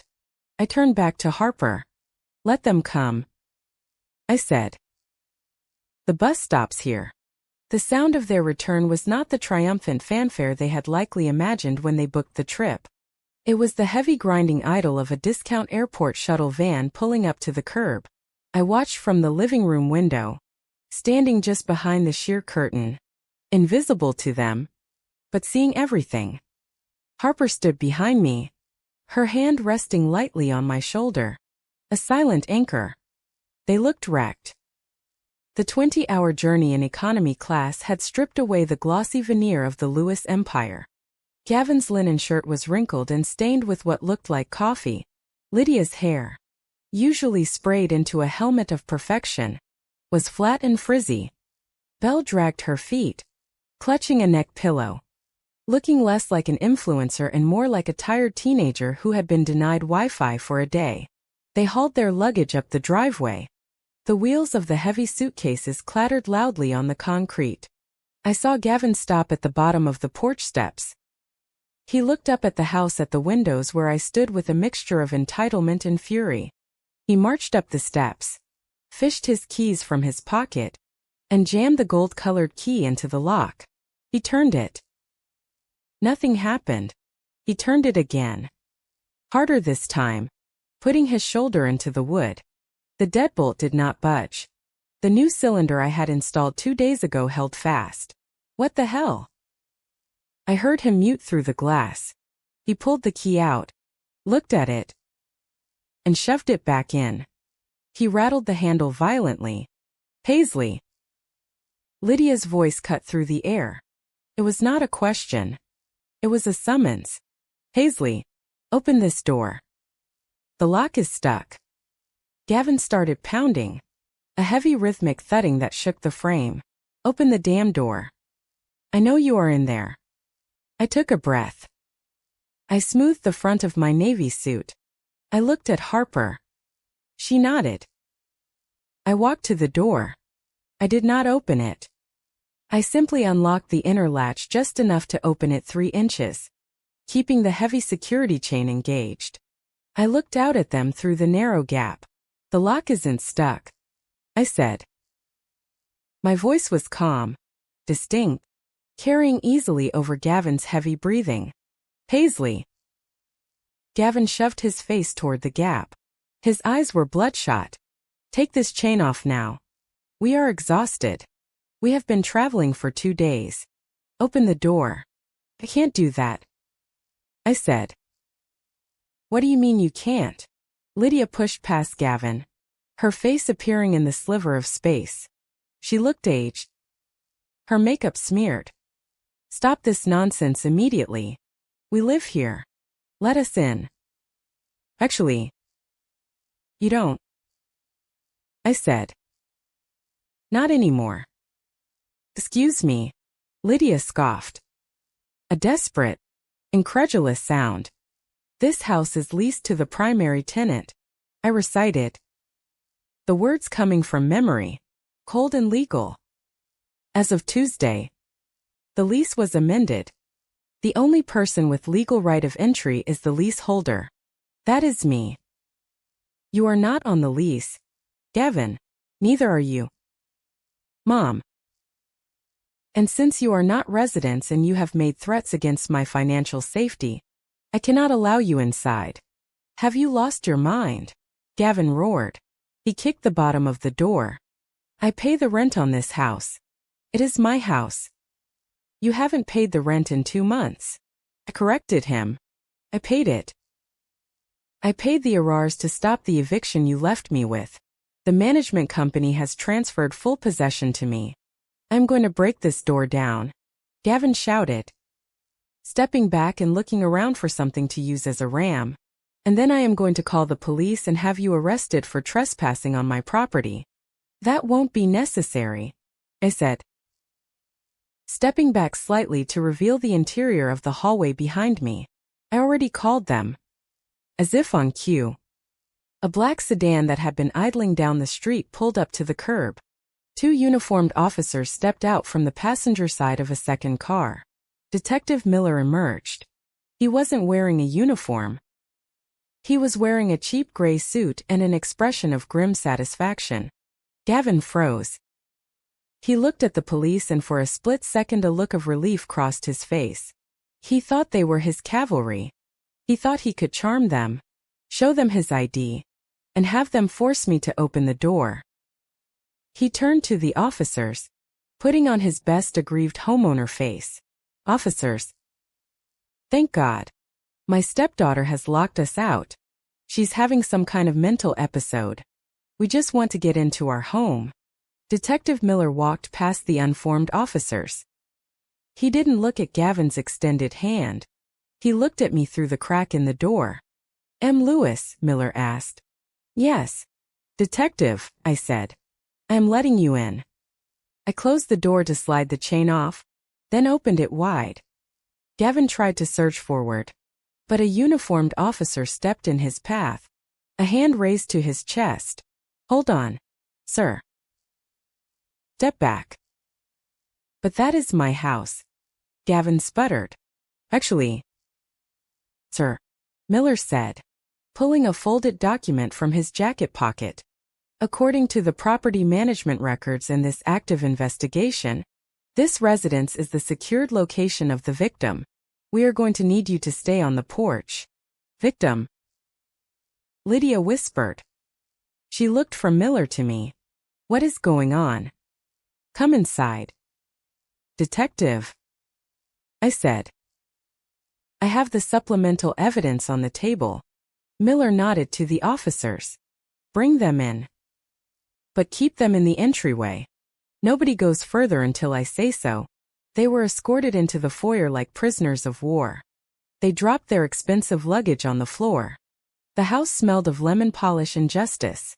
They looked around, disoriented by the cleanliness, by the silence, by the fact that I was standing in the dining room archway, looking down at them, not as a daughter, but as a prosecutor. Lydia's eyes traveled past me to the dining room table. She saw it. The binder. It was 3 and thick. Open to the page with the colored flowchart of the money laundering. Beside it lay the stack of bank letters, and right on top, taped to the front, was the receipt for the monthly bus pass. Lydia's face went the color of old ash. She grabbed Gavin's arm. Her grip was so tight her knuckles turned white. She knew in that instant she realized this wasn't a tantrum. It was a dossier. Paisley.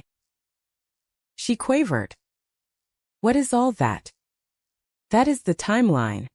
Mom, I said. It starts with the day you open my mail. It ends with the day you tried to buy a Gucci bag with a card opened in my name. We didn't. Gavin started. But his voice lacked its usual boom. He was looking at Miller, who was now standing by the table, putting on a pair of latex gloves to handle the documents. We didn't steal anything. Gavin pivoted. his eyes darting around the room. It was a family arrangement. We talked about it. Paisley agreed to let us use her credit to build points. She knows that. He looked at me, his eyes wide and pleading, begging me to play along with the lie one last time. Just nod. Paisley. Just be the good girl. I never agreed to anything, I said. I agreed to watch the house. I didn't agree to finance a $50,000 vacation. Liar. Gavin shouted, stepping forward. The police officer put a hand on his belt. Gavin stopped. She is lying. She is jealous because we didn't take her. She is making this up. And then the silence was broken by a voice that had been quiet until now. Belle was standing by the door, leaning against her suitcase. She looked between Gavin's red face and my calm one. She looked at the binder. She looked at the police. Wait, Belle said. Her voice was small, confused. Dad, you said she signed the papers. Gavin whipped around. Shut up. Belle. No. Belle said, stepping away from him. In the hotel. When the card declined, you told Mom that Paisley must have messed up the authorization. You said she signed the loan papers before we left. You said she agreed to handle the bills while we were gone. She looked at me. I thought you knew. Paisley. Mom said you were treating us. The room went dead silent. It was the twist of the knife. Belle. In her selfish naivety, had just confirmed the conspiracy. She confirmed that they had built a narrative to keep her happy.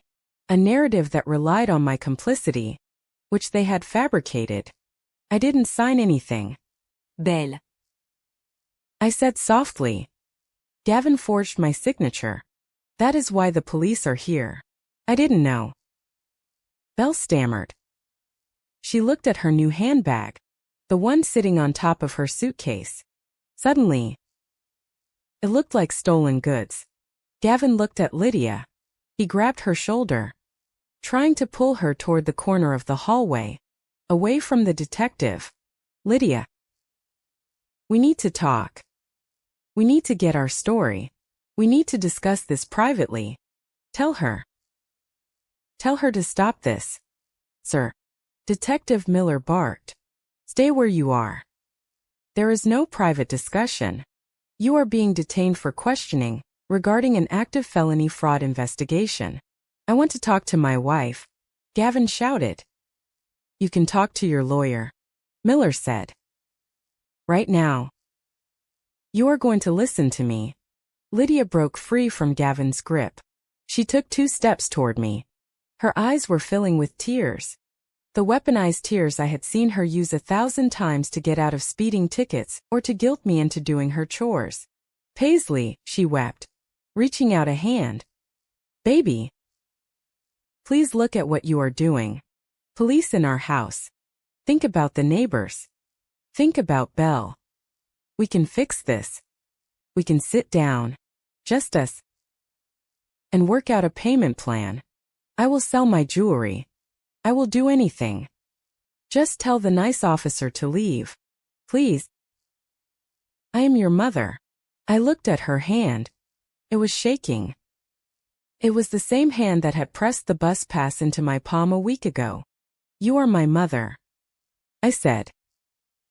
But you are also his accomplice. How can you be so cold? She cried. I told you to handle things while we were gone. I trusted you. I am handling it, I said. My voice did not waver. You told me to be independent. You told me to figure it out.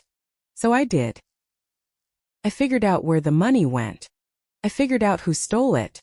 And I figured out how to stop it. Paisley. She screamed. A raw, ugly sound. You asked for a grown-up daughter, I said. Here she is. I turned to Detective Miller. You have the files. Detective. You have the recording of the phone call where they admitted to the charges and you have the witness statement from Belle confirming they discussed the deception. Miller nodded. He turned to Gavin. Gavin Lewis. Miller said, his voice heavy with authority. I am notifying you that you are a person of interest in a federal investigation regarding bank fraud, identity theft, and wire fraud.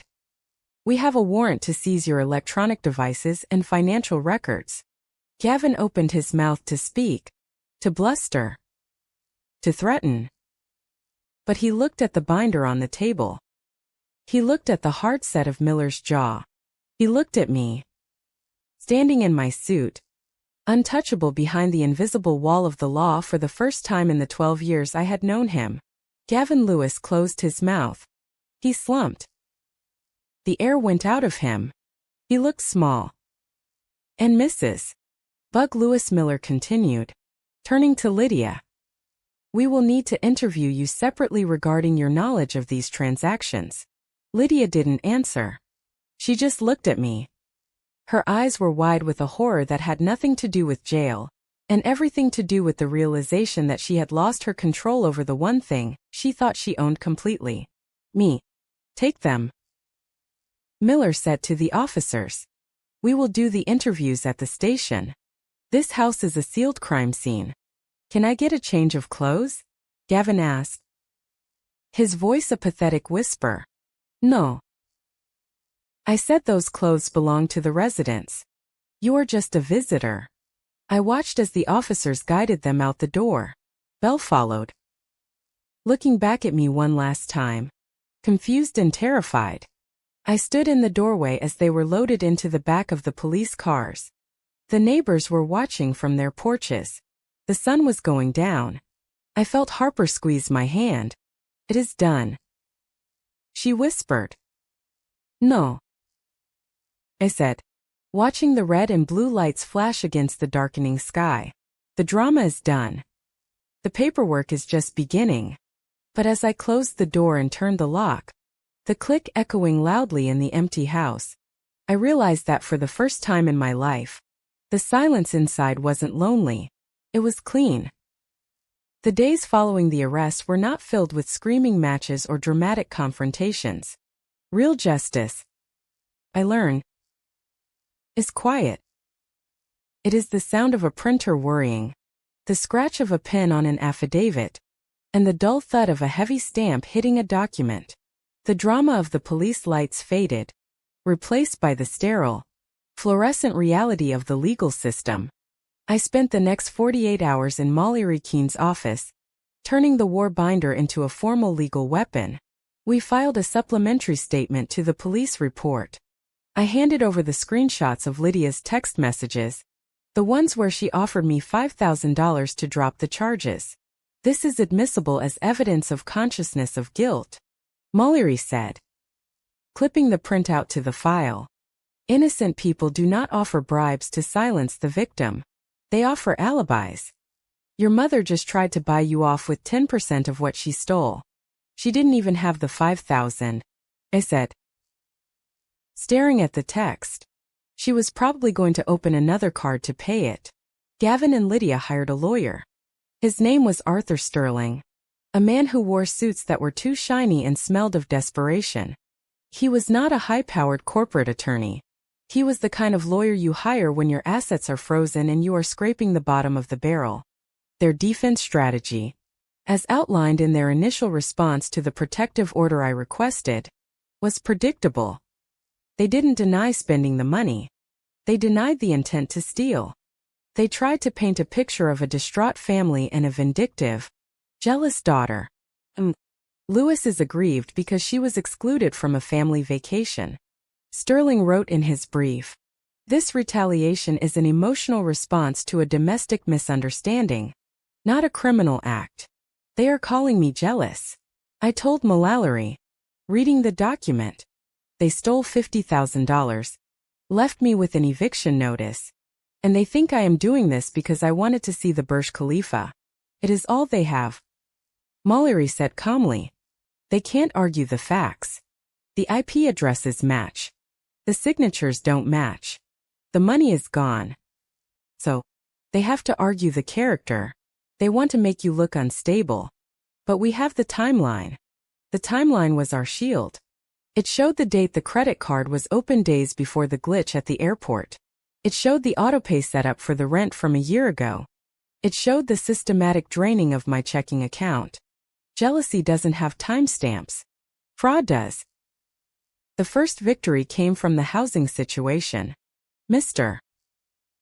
Henderson, the property manager, wanted nothing to do with a criminal investigation. He issued a formal trespass notice against Gavin and Lydia. They are barred from the property. Mr. Henderson told me over the phone. If they set foot on the driveway, we call the police. You are the sole leaseholder. Lewis, we have changed the access codes. They cannot get past the gate. I felt a weight lift off my chest.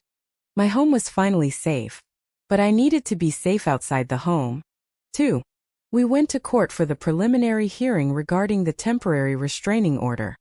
I sat on the left side of the aisle. Gavin and Lydia sat on the right. They looked smaller without their expensive luggage and their bravado. Gavin was wearing a wrinkled button-down shirt. His bespoke suits were likely locked in the house he couldn't enter. Lydia refused to look at me. She stared straight ahead, her face a mask of tragic martyrdom. Belle was there, too, sitting 2 rows behind them. She looked lost. For the first time, she wasn't on her phone. She was watching me. The hearing was short.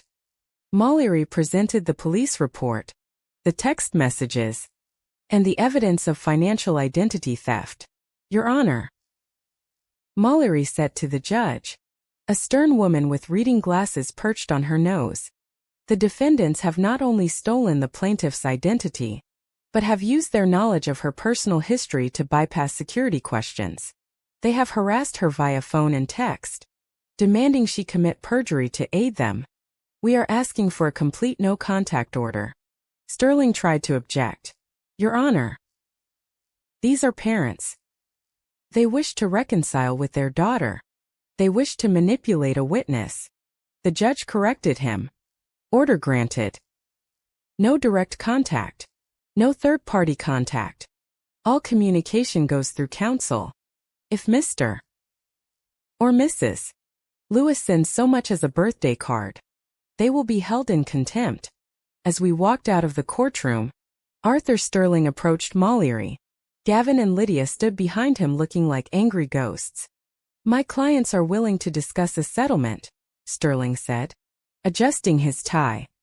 To avoid the mess of a trial, they are willing to offer a repayment plan, 20% down, and monthly installments for the rest. Lewis agrees to drop the civil suit and write a letter of leniency for the criminal case. Mallory didn't even look at me. She knew the answer. We are not a bank. Mr. Sterling, Mallory said. We don't do payment plans for stolen goods. And we certainly don't trade justice for a promise of payment from people who are currently unemployed and under federal investigation. It is a generous offer, Sterling said.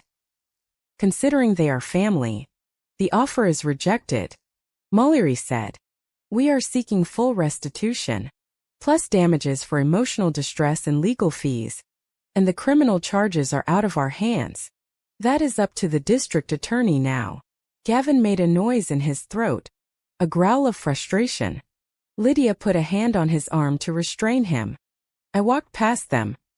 I didn't look at Gavin. I didn't look at Lydia.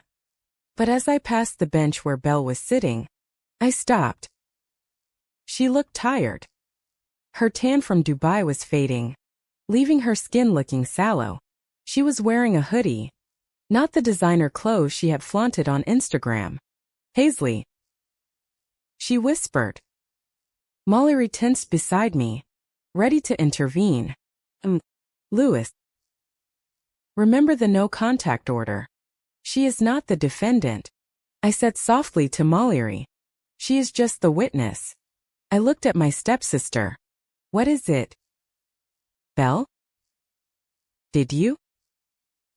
Belle hésita-t-elle. She looked at her parents who were arguing with their lawyer near the exit, then back at me. Did you really have zero when we were in the desert? It was a simple question, but it carried the weight of the entire betrayal. I had $0, I said. And I had a negative balance because of the overdraft fees from the rent you guys didn't pay. I was eating plain oatmeal. Belle. While you were posting pictures of lobster. Belle flinched. Mom said you had savings. She said you were just being stingy. She said the bus pass was a joke you guys had. The bus pass wasn't a joke, I said. My voice steady. It was the only way I could get to work to make money that they were stealing as fast as I earned it. Belle looked down at her hands. I didn't know about the oatmeal. Now you know, I said. You are an adult. Belle. You can choose which version of the truth you want to believe. But the math doesn't lie. I walked away. I didn't wait for her to apologize. The crack in her worldview was enough. The following week, the depositions began. This was the part one had dreaded. Sitting in a conference room across from them, listening to their version of reality, Lydia went first. She sat at the long mahogany table, her hands clasped in front of her. She looked aged. The stress of the last 10 days carving deep lines around her mouth. Mallory led the questioning. Mrs. Lewis. Mallory asked. Did you or did you not access Paisley Lewis's online banking portal on July 17th? I don't recall the specific date, Lydia said. Her voice thin. I handle the family finances.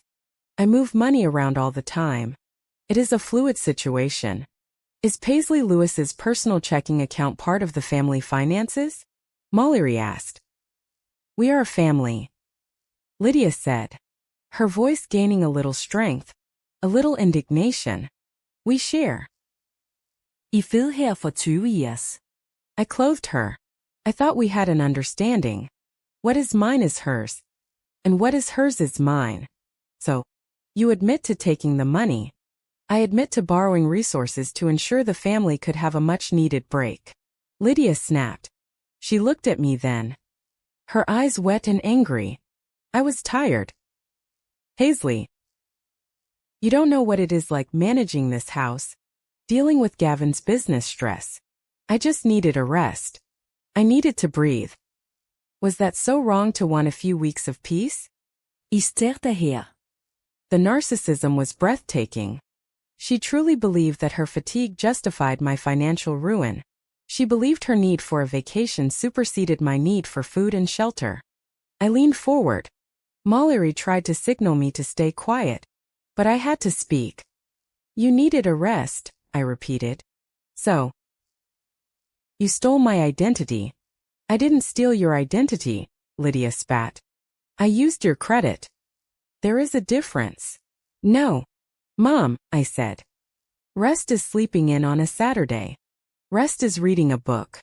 Rest does not require you to forge my signature on a $50,000 loan application. Rest does not require you to leave your daughter with a bus pass and an eviction notice. I did it for us, she cried. So we could come back refreshed, so we could be a happy family again. We were never a happy family, I said. We were a host and a parasite. And the host is done feeding you. The court reporter's fingers flew across the stenotype machine, capturing every word. Lydia slumped back in her chair, realizing that her emotional appeal had just been transcribed as a confession. The final pretrial hearing was set for 2 weeks later. The forensic accounting report came back during that time. It was damning. It showed a clear pattern. Gavin had been testing the waters for months. Small transfers, credit checks, grooming my financial profile to be harvested. The Dubai trip wasn't a spur-of-the-moment decision. It was the cash-out phase of a long con. At the hearing, the judge reviewed the evidence. The defense had nothing. No receipts proving I authorized the spending. No text from me approving the loans. Just their own desperate assertions that I was a jealous child. The judge, the Honorable Justice Vance, looked over his glasses at Gavin. Mr. Lewis, the judge said. In my 20 years on the bench, I have seen many cases of elder abuse, but it is rare that I see the reverse parents predating on their adult child with such systematic precision. You opened 7 credit lines in 4 days. You drained a checking account to the cent. You left this young woman facing homelessness. It was a misunderstanding of permissions, Your Honor, Gavin tried to say, though his voice shook. It was a raid. The judge said. I am setting a date for the final ruling on damages, and I am warning you right now. If you do not produce a full accounting of the remaining assets, if there are any assets left, you will be held in contempt. The court is inclined to grant the plaintiff's request for treble damages. Due to the willful and malicious nature of the fraud, Chapel damages 3 times the amount stolen. Gavin's face went white. He did the math. $150,000. He didn't have it. He would never have it. We will see you in 2 weeks for the final judgment, the judge said. Case adjourned. I walked out of the courthouse into the bright Denver sunlight. The air was crisp. I took a deep breath. For the first time in months, I didn't feel the phantom weight of the debt they had piled on me. I felt light. Mallory walked beside me. You did good. Paisley. You held the line. They are going to lose everything, aren't they? I asked. They already lost the important thing, Mallory said. They lost you. I looked toward the parking lot. I saw Gavin and Lydia arguing by their car, a beat-up rental. Not their usual luxury SUV. Belle was standing apart from them, looking at her phone. She looked up. Saw me. And for a second she didn't look away. She gave a small, almost imperceptible nod. Then she got into the back seat. They drove away. I turned to Mallory. What happens next? Next, Mallory said, checking her watch. We go back to my office and we draft the final settlement terms. We decide exactly how much of their future wages we are going to garnish for the next 10 years. And then you go home. Home. I repeated. It wasn't their house anymore. It was mine. The lease said so. The lock said so. And soon the court order would say so. I reached into my pocket. My fingers brushed against a piece of paper. It was the old bus pass. I had kept it as a reminder. I pulled it out and looked at it in the sunlight. It looked flimsy. Cheap. Piece of trash. I walked over to the trash can on the corner. I hovered my hand over the opening. Then I stopped. No. I wouldn't throw it away. Not yet. I put it back in my pocket. I would frame it. I would put it on the wall of the home office I was going to build in Gavin's old den. I would hang it right next to my degree. It wasn't a symbol of my poverty anymore. It was the receipt for my freedom. Cost $55. Paid for with my own stolen money. But it was the best investment I had ever made. It was the ticket that took me away from the airport. Away from the flight. And straight into the reality where I finally learned how to fight. Ready? Mallory asked. Ready, I said. We walked down the steps of justice. Not running. Not hiding. Just walking. One step at a time. The way you walk when you are no longer carrying anyone else on your back. The final hearing did not feel like a battle. It felt like an autopsy. The courtroom was sterile. Smelling of lemon floor cleaner and old wood. A stark contrast to the chaotic, sun-drenched airport terminal where this nightmare had begun 3 weeks ago. I sat next to Mallory Keene, my spine pressing against the hard wooden bench, watching the machinery of the law grind Gavin and Lydia into dust. Judge Vance did not waste time with theatrics. He had the forensic accounting report, the police affidavit, and the supplementary evidence regarding the forgery. The facts were not up for debate. The only thing left to decide was the severity of the consequences. When the ruling came down, it was absolute. The court finds that the debts incurred under the name of Paisley Lewis between July 14 and July 22 were the result of fraudulent activity. Judge Vance stated, his voice echoing in the quiet room. The plaintiff is absolved of liability for the credit lines opened with Chase, American Express, and the personal loan provider. These institutions are ordered to remove the inquiries from her credit report immediately and pursue recovery directly from the perpetrators. I felt my shoulders drop 2 inches. It was over. The $50,000 anchor that had been tied around my neck was cut loose. I was no longer drowning. But the judge wasn't finished. He turned his gaze to Gavin. My stepfather sat hunched over, looking like a man whose suit had suddenly become 2 sizes too big for him. Mr. Lewis. The judge continued. Your actions constitute aggravated identity theft and wire fraud. Because of the sophistication of the crime, specifically the use of internal override codes to bypass banking security. This court is referring your case to the district attorney with a recommendation for prosecution to the fullest extent of the law. Until then, you are liable for full restitution of the funds spent, plus treble damages to the plaintiff for the willful distress caused. Gavin made a noise that sounded like a balloon deflating. He covered his face with his hands.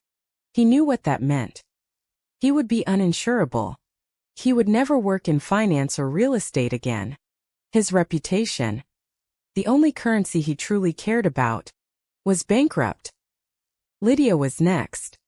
She wasn't facing jail time in the same way, but her sentence was perhaps more painful for a woman like her. She was facing irrelevance. Mrs. Lewis. The judge said.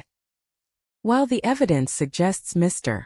Lewis executed the technical aspects of the fraud, your text messages and use of the funds make you a willing beneficiary. You are jointly liable for the civil damages.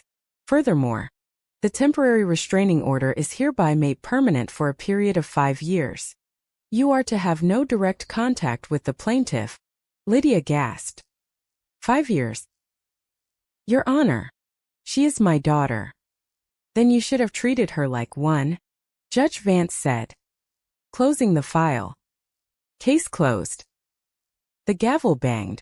It was a sharp wooden sound that signaled the end of my life as a victim and the beginning of my life as a stranger to them. We moved to the hallway outside. The air felt cooler here. Mallory began packing her briefcase, a satisfied smile on her face. We did it, she said.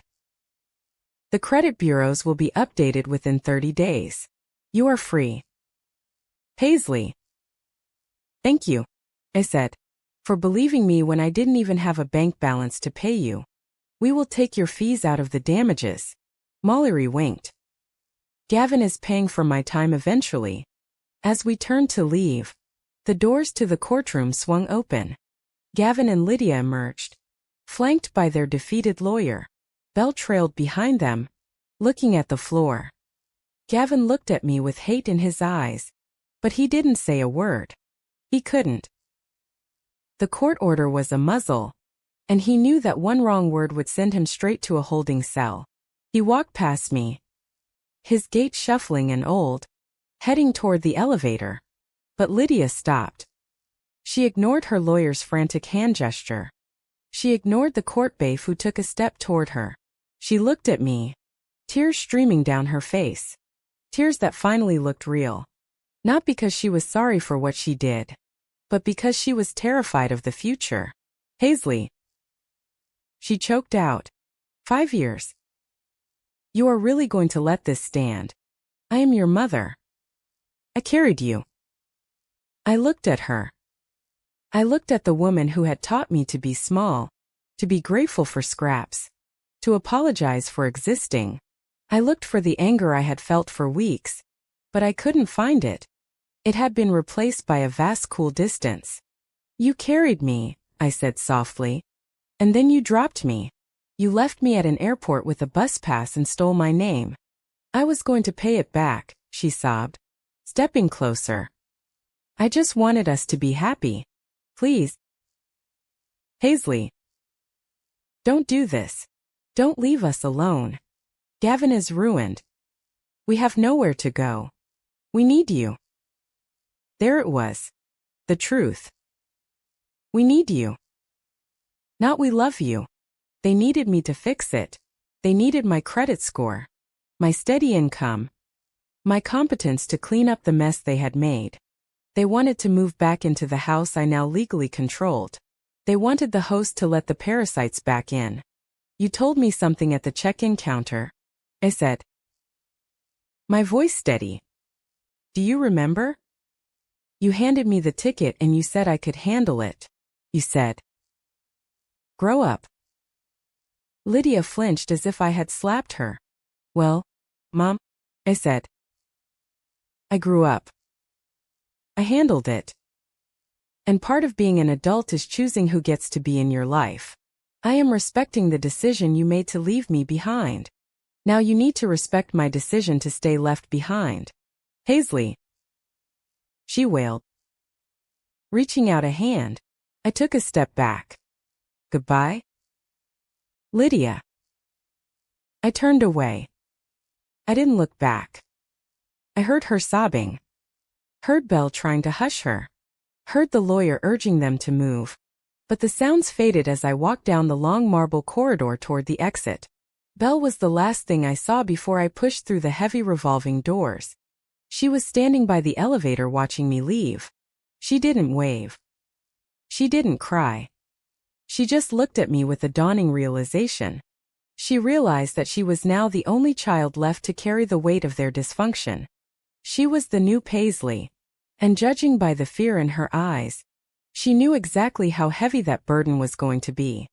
I stepped out onto the courthouse steps. The city of Denver was alive. Cars honked. People rushed to lunch. The sun beat down on the concrete. It was a Tuesday. A normal, beautiful Tuesday. I took a deep breath, filling my lungs with air that didn't smell of fear or deception. I felt light. I felt like I had taken off a heavy coat I had been wearing for 24 years. I walked down the steps to the sidewalk. My car was parked a few blocks away, but I didn't go to it. Instead, I reached into the pocket of my blazer. My fingers closed around a small crinkled piece of plastic. The bus pass. It was worn at the edges. The magnetic strip was scratched. It was the object that had started the war. It was the insult they had thrown in my face. A symbol of how little they thought I was worth. Here. Take the bus while we fly first class. I looked at it in the sunlight. For a moment, I thought about throwing it in the gutter. It belonged to the past. But then I saw a bus approaching. It was the Route 15. The same line I had taken home from the airport on that first humiliating day. The same line I had taken to the grocery store when I had no money. The same line I had taken to the lawyer's office to build my defense. I smiled.